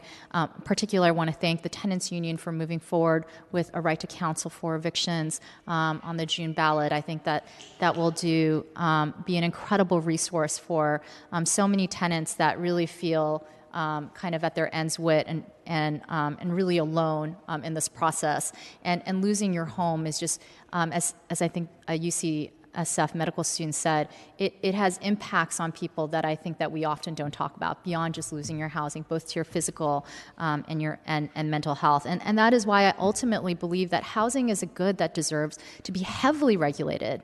This is not an industry that you should go into and think that you can just make tons of money. If you want to make tons of money, don't go into housing. Housing is a market that should be regulated, and I'm proud to be part of a city that has often been on the end of making sure that we are protecting and keeping people in place in their homes. And I hope, you know, this came up in public comment as well, I hope we bring the speculator tax back. It's a proposal that really deserves another look by our voters, and perhaps we can move forward, learning from what people didn't like about the original proposal, and move forward with a stronger one, because we should absolutely be discouraging that type of behavior by taxing it, and we should be letting speculators know that that type of activity is not the type of activity, business activity that we want here in San Francisco. My final comment, and it's a comment because I'm really not sure if this is a question that's truly addressable, but it is incredibly frustrating to see the 22,000 units of entitled housing in the three major project area plans, Shipyards, Treasure Island, and Park Merced, just sit in the pipeline. It matches almost the 25,000 units of housing that we've built over the last 10 years. And the city gets a lot of flack for not building a lot, but we have entitled a ton more than actually get built. And there needs to be some accountability on our developer community and financing community as well to actually get these projects done. And I know that they're complex projects because these three in particular involved a ton of infrastructure investment along with the production of housing. But these area plans are often where we win the most affordable housing as well. And I see Mr. Swiskey wanting to get up, so maybe he wants to make a comment about that. But I just don't know what we can do about the fact that we entitle projects and half of them don't get built, and then the city gets blamed for not building enough. Supervisor, I was just going to actually echo what you concluded within your remarks, which is that some of these very large master plans, such as the Shipyard, Treasure Island, Park Merced, and now Pier 70 and others coming forward, are very complex. They are intended from the get-go to take many years to build out, some of them 20 plus years, and some of them hopefully sooner, 10 to 15 years, and they have major infrastructure hurdles up front. And so that's often one of the biggest sticking points in getting them ramped up is doing a lot of the street work, a lot of the sewer work, and all that infrastructure up front. Hopefully once they are all ramped up, we've done some calculations and think that once they're all producing in about 3 or 4 years or so, they should all start to be producing on a regular basis. Cumulatively, they should be producing over 2,000 units a year in total across all income levels once they start producing. But we echo your concerns about getting these units that are entitled built as fast as possible. The ones that we are focusing now through the mayor's directive are the ones that we know are not tied up in these big master plans, and how can we get those moving through faster? And then as well, how can we improve our interagency processes to get the big master plans producing faster, making sure that the city is for sure not gumming up the works and making them come online faster. So we're looking at both tranches. Thank you, Mr. Swiskey. My final 2 points is that I really believe that we should scale up our acquisition programs, as I had mentioned earlier, focusing on neighborhoods with high rates of eviction. And finally, really support Supervisor Fewer's advocacy to repeal our state legislation, Costa-Hawkins, and hand things over to you, Supervisor Fewer, on that note. Thank you, Supervisor Kim. Supervisor Fewer. Thank you very much. I concur on many of the things you said, Supervisor Kim, and thank you very much for bringing this, the housing balance today for our discussion. I would like to echo some of the things that we've just heard, and I think that I also first want to thank everyone for coming out, all the public speakers, but also city departments, and really educating me about what is happening around in our city around housing. As you know, I am a fairly new supervisor, but I am a first-generation San Franciscan, and living my 60 years here in San Francisco, I've never seen anything like this. So this is so interesting to learn more about it and what are some of the causes and factors that are determining where we are now in our housing market. I also don't think RAD should be included. However, I am in agreement that you could show one chart that has RAD and one that doesn't have RAD. Many units have been rehabilitated in my district, but there was no displacement at all. They were affordable, and people are still living there. It was fully housed, and there weren't any vacancies. And so I'm thankful for the RAD program because I think these people have a better standard of living. I also concur that there should be more site acquisitions on the west side. Quite frankly, it is true. Our neighborhoods are built out already. The only way we can keep affordable housing, as we are losing so many of our protected affordable housing stock, is really to buy and invest in more of these small site acquisitions that actually have affordable housing built in, because they're older buildings, and most of them actually house many of our long-term tenants, most of them seniors. If we're adding things to what we'd like to see in the housing balance report, I would like to see some more demographic info, and I'm wondering if that can be included. I want to know how this housing crisis has actually affected San Francisco as a whole and how we've impacted San Francisco as a whole. So that means, what is the racial displacement that has happened? How are we changing racially and ethnically? And also economic diversity. As we mentioned, our economic diversity is at stake. And when we lose our economic diversity, we lose a little bit of who we are in San Francisco, because we will lose some of our racial diversity, ethnic diversity, and not only that, but our employment diversity of people who actually live here in San Francisco. We also lose some diversity of thought, and quite frankly, San Francisco is known for that. So as though we want to be known also as the city of innovation, we also want to remember our roots that made us so famous, and that is because we have a diversity of thought. All these great ideas come from San Francisco, many of them a intersection of where humanity and idealism intersect, and this is because we have people that come together because they want to make the world a better place. Quite frankly, not all those people make $1 zillion, and we've always had a place for them, including our artists here, which San Franciscans are also known for. So if we're asking for some information included in the housing balance, I would ask for the demographic info, more demographic info, and then I would like to request that all future housing balance reports provide us with an updated data on each district's housing costs for both rental and ownership units. I understand that our existing data systems allow the assessor's office to provide us with up-to-date and accurate information regarding housing sales data. Rental data is another matter, since no city department currently tracks this information. This is unfortunate, since other Bay Area cities, such as Berkeley, through their rental registry, are able to provide real-time information about its rental stock.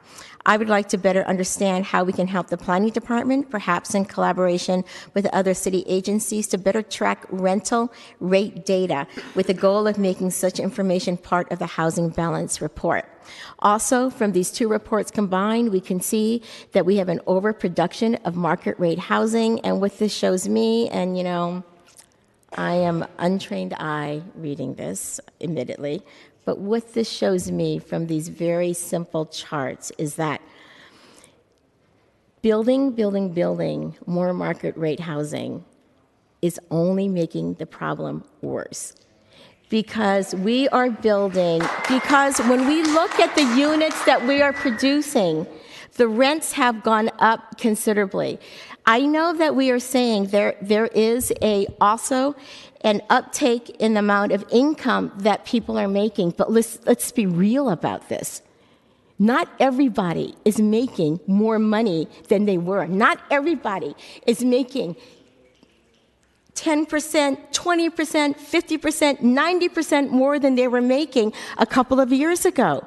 Quite frankly, I think that we just got a raise for 2%. I think that police officers and other city departments that actually run our city, that we could not even operate as a city without them living here. I don't believe, quite frankly, that their wages have increased and such. So whom are we building for? So that's just my big question here around this whole conversation. Whom are we building for? Yes, we can blame that, oh, the wages have gone up, and so these new people who have come in, they need places to live, and so we're building market rate housing for them. And as we can see, the rents are incredible. When you're looking, of course, I come from the school district, so we're looking at teachers, when we are looking at special ed paraprofessionals, which quite frankly, children with special needs couldn't even go to school or access an education unless they had housing, they are not included in this. I get that we have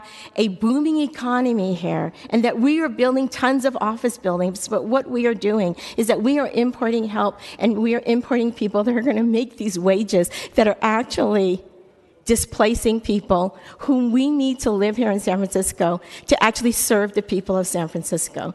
And again, I just want to say, untrained eye, just kind of learning this stuff too. But from these charts, I think it's very clear. Whom are we building for? And also, if we continue to build office buildings without requiring companies to invest in housing, then we will always be here. So we can build a lot of affordable housing. We can build, quite frankly, we can do some small site acquisitions. But unless we get a handle on this about whom we are building for and who we are prioritizing the building of housing for, we as a city, I'm just going to say, I don't know who's going to teach your children. I don't know who is going to be the clerk here for this Board of Supervisors, who are going to run our courts, who are going to protect our streets, who are the people that are actually going to make San Francisco run because they're not going to be able to live here. I believe it's also a an issue of priorities. And I also think, as Supervisor Kim said, it is an issue of regulating. I just want to say, I am, I'm a homeowner. I am a landlord too. I have units that are, rent controlled, and I am fine with that. I just think that what we are looking for is that when I see that where there is a shortage is affordable housing, but yet we continue to overbuild in market rate in order to meet these meager goals. We're not even meeting our goal. I think that we're supposed to be building 57% of affordable housing, and in order to it should kind of be reversed of what we're building in order to meet our affordable housing goals and what we need to retain ourselves as San Franciscans, and also even as a city of San Francisco. I just think we're going in the wrong direction. I would like to know how many units have been built between 1997 and 2017, because those are the units that are not rent controlled. And it is a whole group of housing that is not under rent control. I also think, that how does planning use this housing balance to approve or disapprove projects? Are you using it at all? I don't mean that to be critical or jack you up, but I'm just wondering, as we look at these numbers, are you even looking at our housing balance when you're approving projects? Because it is disproportionately market rate. I mean, it's been like this for a while. And so just tell me, are you using it? I mean, do you look at this and say, wow, man, we got a problem here? And why are we approving this so tell me, explain it to me, please. Supervisor Anne-Marie Rogers from the Planning Department, we could not agree more. The need is incredibly great for low-income housing, for even the moderate-income housing who can no longer afford rents or ownership opportunities in San Francisco. There are so many people that cannot afford the housing here. It is a crisis. We also agree that chart about increasing incomes, it's only a portion of them are people who have had raises. Some of them are also people who are new, higher income folks coming. And if we don't build housing, what we will see is more displacement of our existing middle income folks. So it's one thing to keep in mind is the need for the low income housing is going to be there regardless. If we stop building housing, that doesn't satisfy the need for people who can't afford things today. But what if we stopped just in an unrealistic world and naive, and people are probably going to be texting me horrible things, but what if we just stop building all this office space to attract high-wage earners, that they actually import help rather than hire San Franciscans? So what if we ever just did that? What if we just said, you know what? You can't build the 60-story tower for your office building because you're not investing in housing, and all you're doing is displacing. I mean, I just have to say, San Francisco's a really cool place. People want to live here. Quite frankly, you can attract people. You can attract the best and the brightest people in the world here to work for you, because we have a very cool city. But that city was made on the backs of these people here and the backs of people before us. And that is why these companies want to be here. So my question is, what have we ever said to companies? No, we're not going to build anywhere office space so you can import people from all over the world and not hire our own people here. So what if we just said that? I know it sounds really simplistic, but it is Supervisor Few, I look driving. forward to your involvement in our Central SOMA plan that's coming to the board, where we'll certainly be debating that issue. Thanks. It is driving sort of what is happening here. And I want, if they're going to have a business here, yes, but man, I want them to invest in housing too. They just can't rely on us to take away the housing of people who have lived here for 44 years in their rent-controlled buildings. And I'm in agreement with Supervisor Kim. Human greed should be regulated.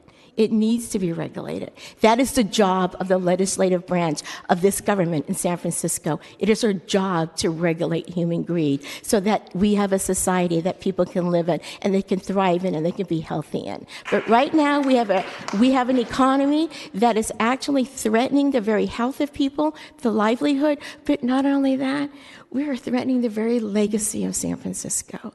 I think, as I said, this has been really an educational process for me, because as I look at this, I understand. I actually think San Francisco's doing what they need to do. We are building housing.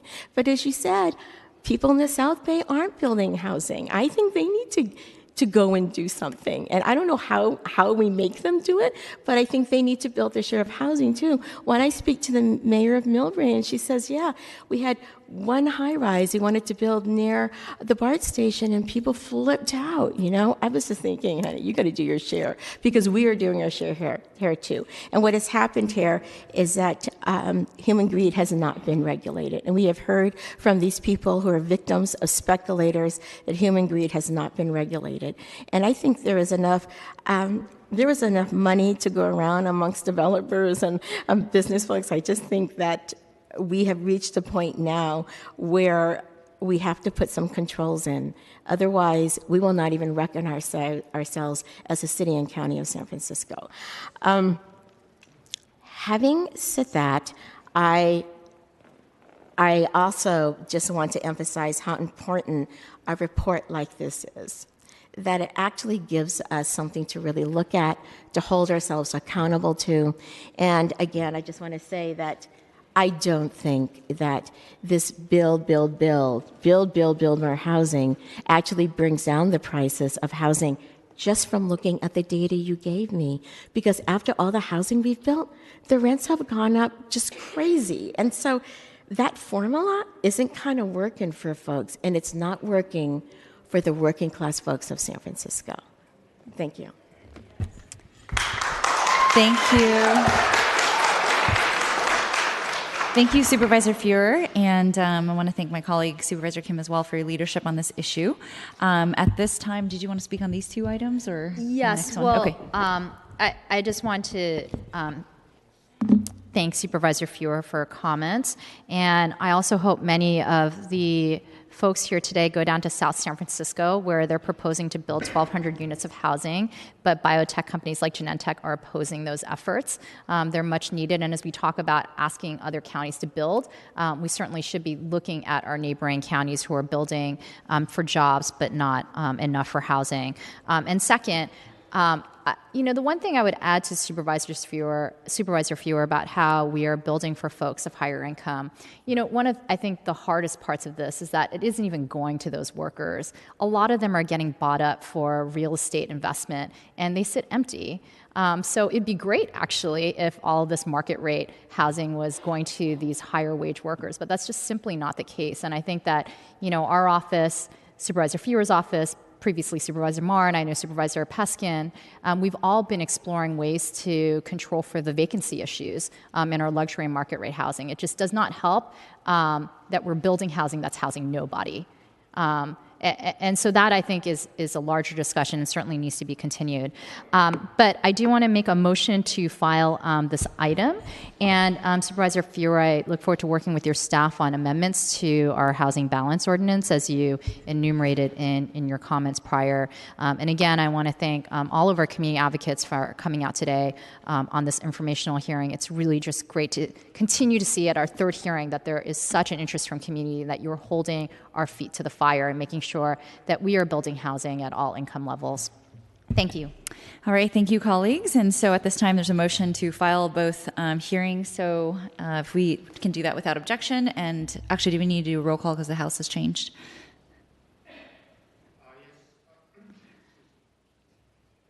That can be adopted without objection. As Okay. All right, we'll do that without objection. those items are heard and filed with Member Tang and Member Kim voting aye, and Member Peskin being absent at this time. Thank you, Mr. Clerk. And if we can call item 7, please. We do need action on item 6. Oh, I'm sorry. All right, so for item 6, colleagues, if we can get a motion for the resolution.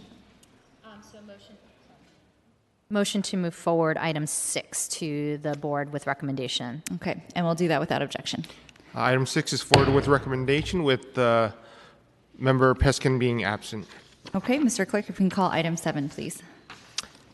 Item number 7, resolution urging the Mayor and the Board of Supervisors to support California State Assembly Bill 1506, authored by Assembly Member Richard Bloom, repealing the Costa-Hawkins Act. Thank you very much. And I just wanted to make one note because we may have a quorum issue soon. I do have a number of speaker cards for item 7. However, I did want to note that we heard loud and clear all the comments that you made during the previous hearing items. So I just wanted to make note of that. I do want to make sure we can get to a vote on item 7, and I don't know if we've gotten an appointment for Supervisor Fewer on the committee yet. So, and I have another stack here. So with that, colleagues, do you have any opening remarks about item 7? Supervisor Fewer? Yes, I do. So sorry. So as we have heard during the previous 2 items, as a city, we've been struggling to maintain affordability in our housing stock. If anything, we are clearly headed in the other direction. Our city is quickly becoming one that is only for the wealthy. We have heard about the need to focus on increasing affordability and by increasing affordable housing production dramatically through securing more sites for affordable housing development, identifying a permanent funding source for new development and for acquisition of existing housing. There is also a call to protect and preserve the affordable housing we already have. Among the many great ideas we have heard to do this, our state lawmakers are currently involved in a battle to do away with the biggest obstacle to housing affordability that we currently face, the Costa-Hawkins Act. Costa-Hawkins is a California state law enacted in 1995, which places limits on municipal rent control ordinances. Costa-Hawkins preempts municipal rent control law in 2 major ways. First, it prohibits municipalities from establishing rent control over certain kinds of residential units. Second, it prohibits municipal vacancy control, also called strict rent control. Costa-Hawkins also prevents us in San Francisco from determining what are the best ordinances to adequately address our housing issue.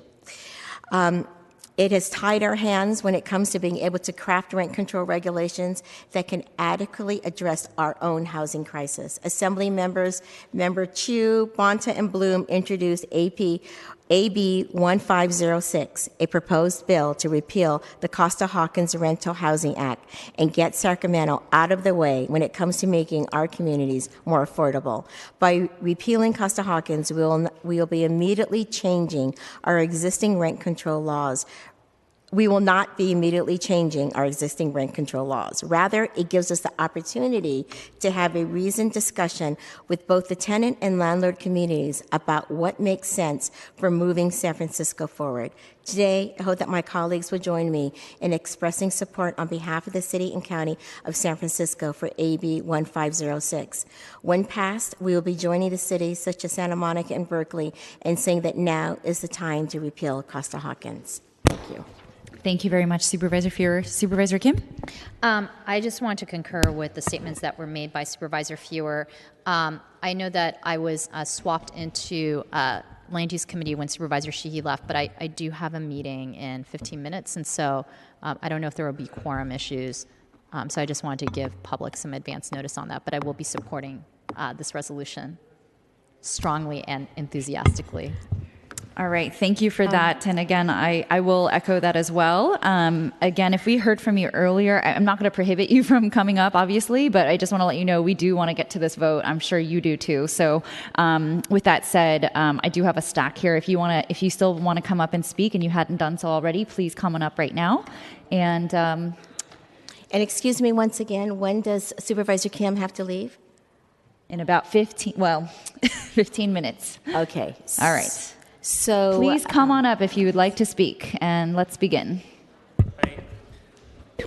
Good afternoon, Jordan Davis. Once again speaking for myself, but I am an SRO tenant and District 6 residents that thinks Costa-Hawkins should be tossed into the dustbin of history.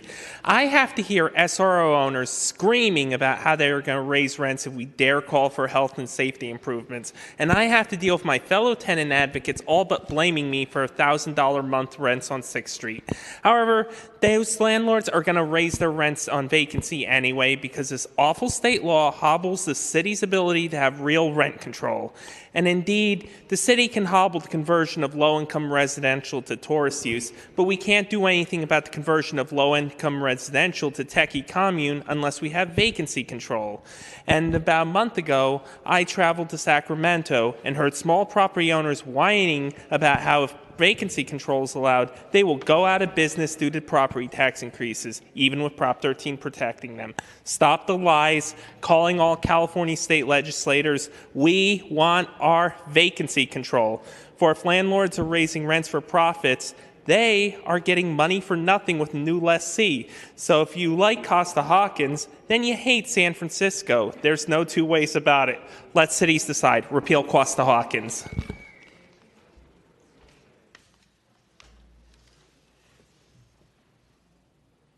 Hi, my name's Colette Crutcher.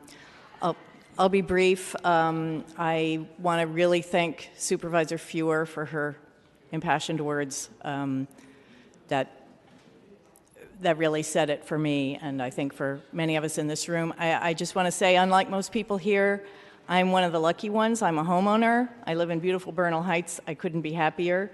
And yet still, even someone like me, I am not unaffected by this situation. I'm an artist. Most of my friends are artists, musicians, writers, nurses, teachers, the kind of people who give and give and give to make a community a real community. And these are the people that we're losing every single day. Thank you. Thank you very much. Next speaker, please. Try to make this quick. It seems repetitive, but still important. Iris Biblowitz, I'm a nurse, senior, lived in the Mission for over 40 years as a renter. In 1995, my partner and I were evicted from our home of 11 years on 22nd and Harrison Street in the Mission. And the landlord first told us we were being evicted, then said he'd rescind the eviction, but he may have to evict us every month. He hated living on that block, but he said it was going to be an owner move-in eviction, which never happened. One motivation for that was that once he got rid of us and our rent control, our affordable rent, he could raise the rent any amount. We didn't know it then, but we were lucky to be evicted in 1995 when there was still real affordable housing to be found. Those days are gone. Costa-Hawkins, including the no vacancy control, which other people have said, has been a powerful incentive for landlords to evict tenants, and it's played a huge role in gentrification and displacement in the Mission and throughout San Francisco. Many people that I know, mostly Latino and African American families, seniors and people with disabilities, would still be in the city if not for Costa-Hawkins. Some accepted buyouts, some just left after being pressured by landlords and feeling too stressed or sick to fight. As a nurse, I have to talk, as the medical student did, about a crucial concern. Evictions and the threat of evictions often lead to serious health conditions. High blood pressure, which can lead to stroke, high or low blood sugars, increased symptoms of Parkinson's disease and asthma, depression, anxiety, poor nutrition, and insomnia, and sometimes death. Thank you very much. Thank you. Next speaker, please. Coming up as a group. Hi, we're here from the Eviction Defense Collaborative. We all work at the EDC, and we are here to show our support for the repeal of the Costa-Hawkins Act. As employees of the EDC, we're in a very unique position to really be on the ground and responding to people who are receiving notices, either illegal or rent increase notices for Costa-Hawkins or the following UDs. And Costa-Hawkins is a huge, more than a thorn in the side of rent control, and there's so many tactics landlords can use to subvert rent control. With Costa-Hawkins, just a couple really brief examples, and I'll let the rest of the group speak. Situations where a tenant moves into a multi-unit building when they move in, and maybe it has a shared kitchen or bathroom akin to a boarding house, and the landlord scares away all the other tenants, and when there's only one remaining tenant left, the building magically becomes a single-family home, and then there's either a 500 to 300% rent increase. The other situation I want to call attention to is where the landlord alleges that the tenant is no longer an original occupant, and it's just a huge battle that the tenant has to face and make the decision to undergo litigation and risk having the judgment on their record, and they shouldn't have to go through that process. Thanks. D4 resident, support this repeal. Thank you. Thank you. And I did want to ask you a question at the side after our next public commenter comes up about that situation you just described. Next speaker, please. Hi, my name is Lena Maibaum, and I've lived in my rent control apartment for 22 years. I am proud to support this resolution and fight for the repeal of the Costa-Hawkins Rental Housing Act. My family was here but had to leave for the Bay Area due to high rising rents. My parents and sister are in Concord. I am holding down our roots. My mother has told me that I can come to Concord, but I choose to stay and fight. San Francisco shouldn't be a city of investors, and repelling Costa-Hawkins will help us move towards that vision again. Thank you. My name is Vanessa Wagner. I've lived in San Francisco for 8 years. I currently live at 709 Geary Street, a building owned by SF's largest landlord, Veritas Investments. I support this resolution. Living at my building for over a year now, we have been subject to extreme health hazards, lack of ventilation, pesticides, rodents, the list goes on. We demand stronger protections for the rent-controlled tenants, for sure, and I would like to repeal Costa-Hawkins. Thank you. My name is Amina, and I support the repeal Costa-Hawkins, and I'm here speaking on behalf of all of the tenants who are facing the issues which you spoke about, and also for our elderly that are facing rent increases through because of Costa-Hawkins that sometimes are 300% beyond what they can afford. So I would ask for you to kindly protect our children and our elderly, and that this is a moral issue. And even if you aren't low income or medium income, the dollar is only going to stretch so far. So please repeal Costa-Hawkins. Thank you.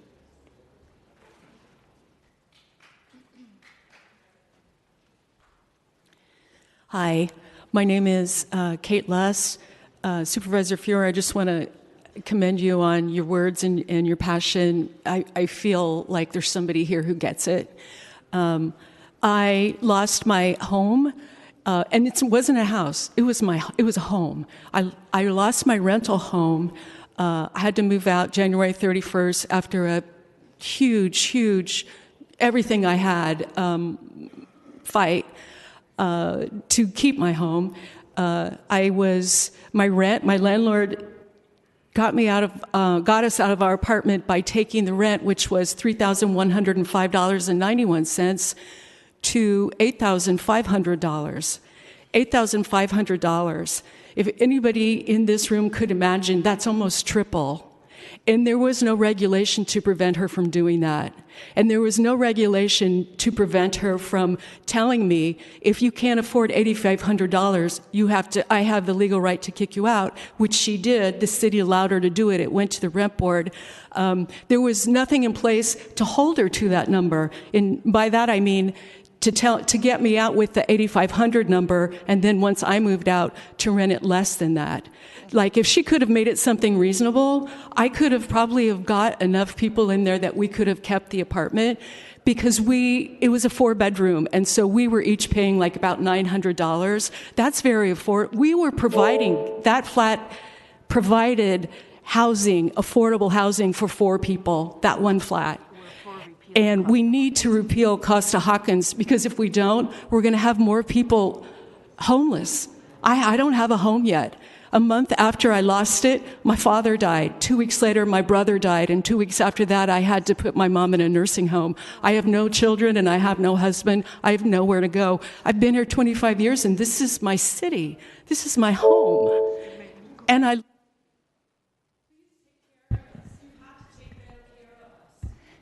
Thank you very much. Next speaker, please.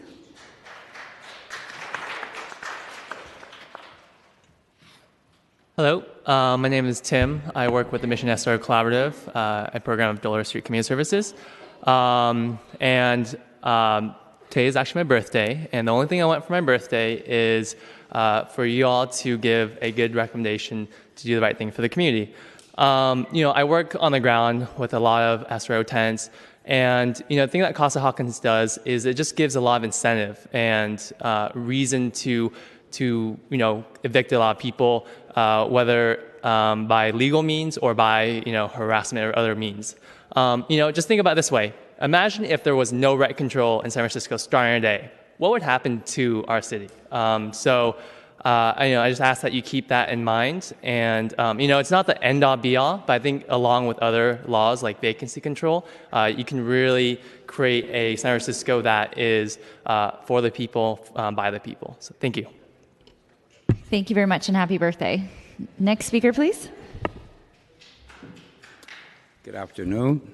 My name is Leon Wiley, and I'm a member of the Mission Collaborative, down at SRO Mission Collaborative, and I am a tenant, okay? I live in an SRO, one of the better ones, but I am on SSI, okay? We haven't had a raise in 4 years, a cost of living or nothing, okay? And if we don't have rent control, our rent keeps going up, but we keep the same money. And I've been thinking about that. My landlord says nothing I can do about that. You're a good tenant, everything else, but every time you look around, I'm giving up more money and more money. We need that rent control. I hope and pray that I'm speaking for a lot of people in those SROs. There are a lot of good people in there, not just whatever. There are a lot of good people in there, and I hope I speak for them when I say repealing the Costa-Hawkins Act. That's a no-brainer. Do what's right. Okay, thank you. Thank you very much. Next speaker, please.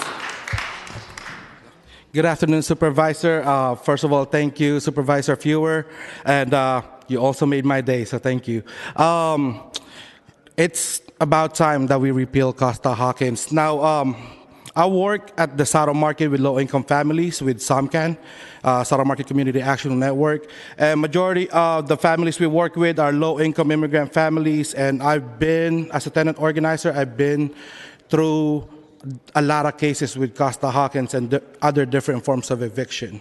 I think it's about time that we repeal Costa-Hawkins because, to be honest, I don't want to see another low-income family who has to either make a decision of getting evicted or paying a high amount of rent that they have to be forced to work to get another job just to afford their housing for a small box.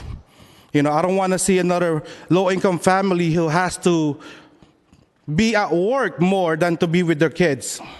We're already displaced from our homeland. Even San Francisco, a lot of our manongs used to be in the I Hotel, got displaced down to Yerba Buena, got displaced from Yerba Buena. Now we're in the Saddle Market, and now we're still continue to get displaced. So now is the time to really, let's work together and let's push the state to repeal Costa-Hawkins. Thank you. Thank you very much. Next speaker, please. Tony Robles, Senior in Disability Action.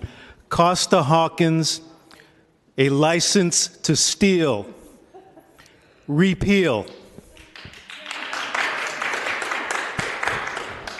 Hi, my name is Katie from the Mission SRO Collaborative. I think the root of most problems in SROs stems from a lack of vacancy control. Right now with Costa-Hawkins, landlords have an incentive to illegally evict, harass, and push tenants out by any means necessary so that they can flip the room. And we see this. We see about one case every week, which is very common. And this especially happens for women who don't respond to the sexual advances of the manager of the SRO. We've seen cases where tenants have had their arms slammed indoors, bed bugs, bad building conditions. So it's extremely important that Costa-Hawkins is repealed and that we can have real vacancy control. Thank you. Thank you very much. Next speaker, please. My name is William Johnson. I'm a Vietnam vet. I stay at 709 Geary. My fiance was up here earlier. Last month, 2 months ago, they tried to raise my rent $270. $270. I'm set income. I'm a Vietnam vet. I don't get no money. I don't work on the side. $270 would have been out of my budget. I'm fighting it now. They haven't contacted me since, but I have 20 grandkids. None of them come stay in my building overnight. It's rat infested, mice infested, all kind of bugs, all in our food. And we pay $1,700 a month. For what? Might as well live on the street. I was doing better on the street until I got hooked up with Section 8. I watched hundreds of Vietnam vets come home, didn't have nothing to do, killed themselves. Couldn't get no housing. I hung in there for like 20 years, and they finally gave me something. 40 years after the war was over, and here I am, and I'm not happy. Hawkins is no good. Thank you, sir. Thank you for your service. I just want to thank everyone for coming out, and especially those who shared their stories, all the work that you're doing to help other tenants as well, and for helping us with consolidating your comments as well. Any other members of the public who wish to speak? Okay, seeing none, public comment is closed. Supervisors, you have a motion for this item? I'd like to make a motion to move this forward with positive recommendation to the full board. All right, and we will do that without objection. Happy birthday. Thank you. Mr. Clerk, are there any other items before us today? That completes the agenda for today. Thank you. We are adjourned.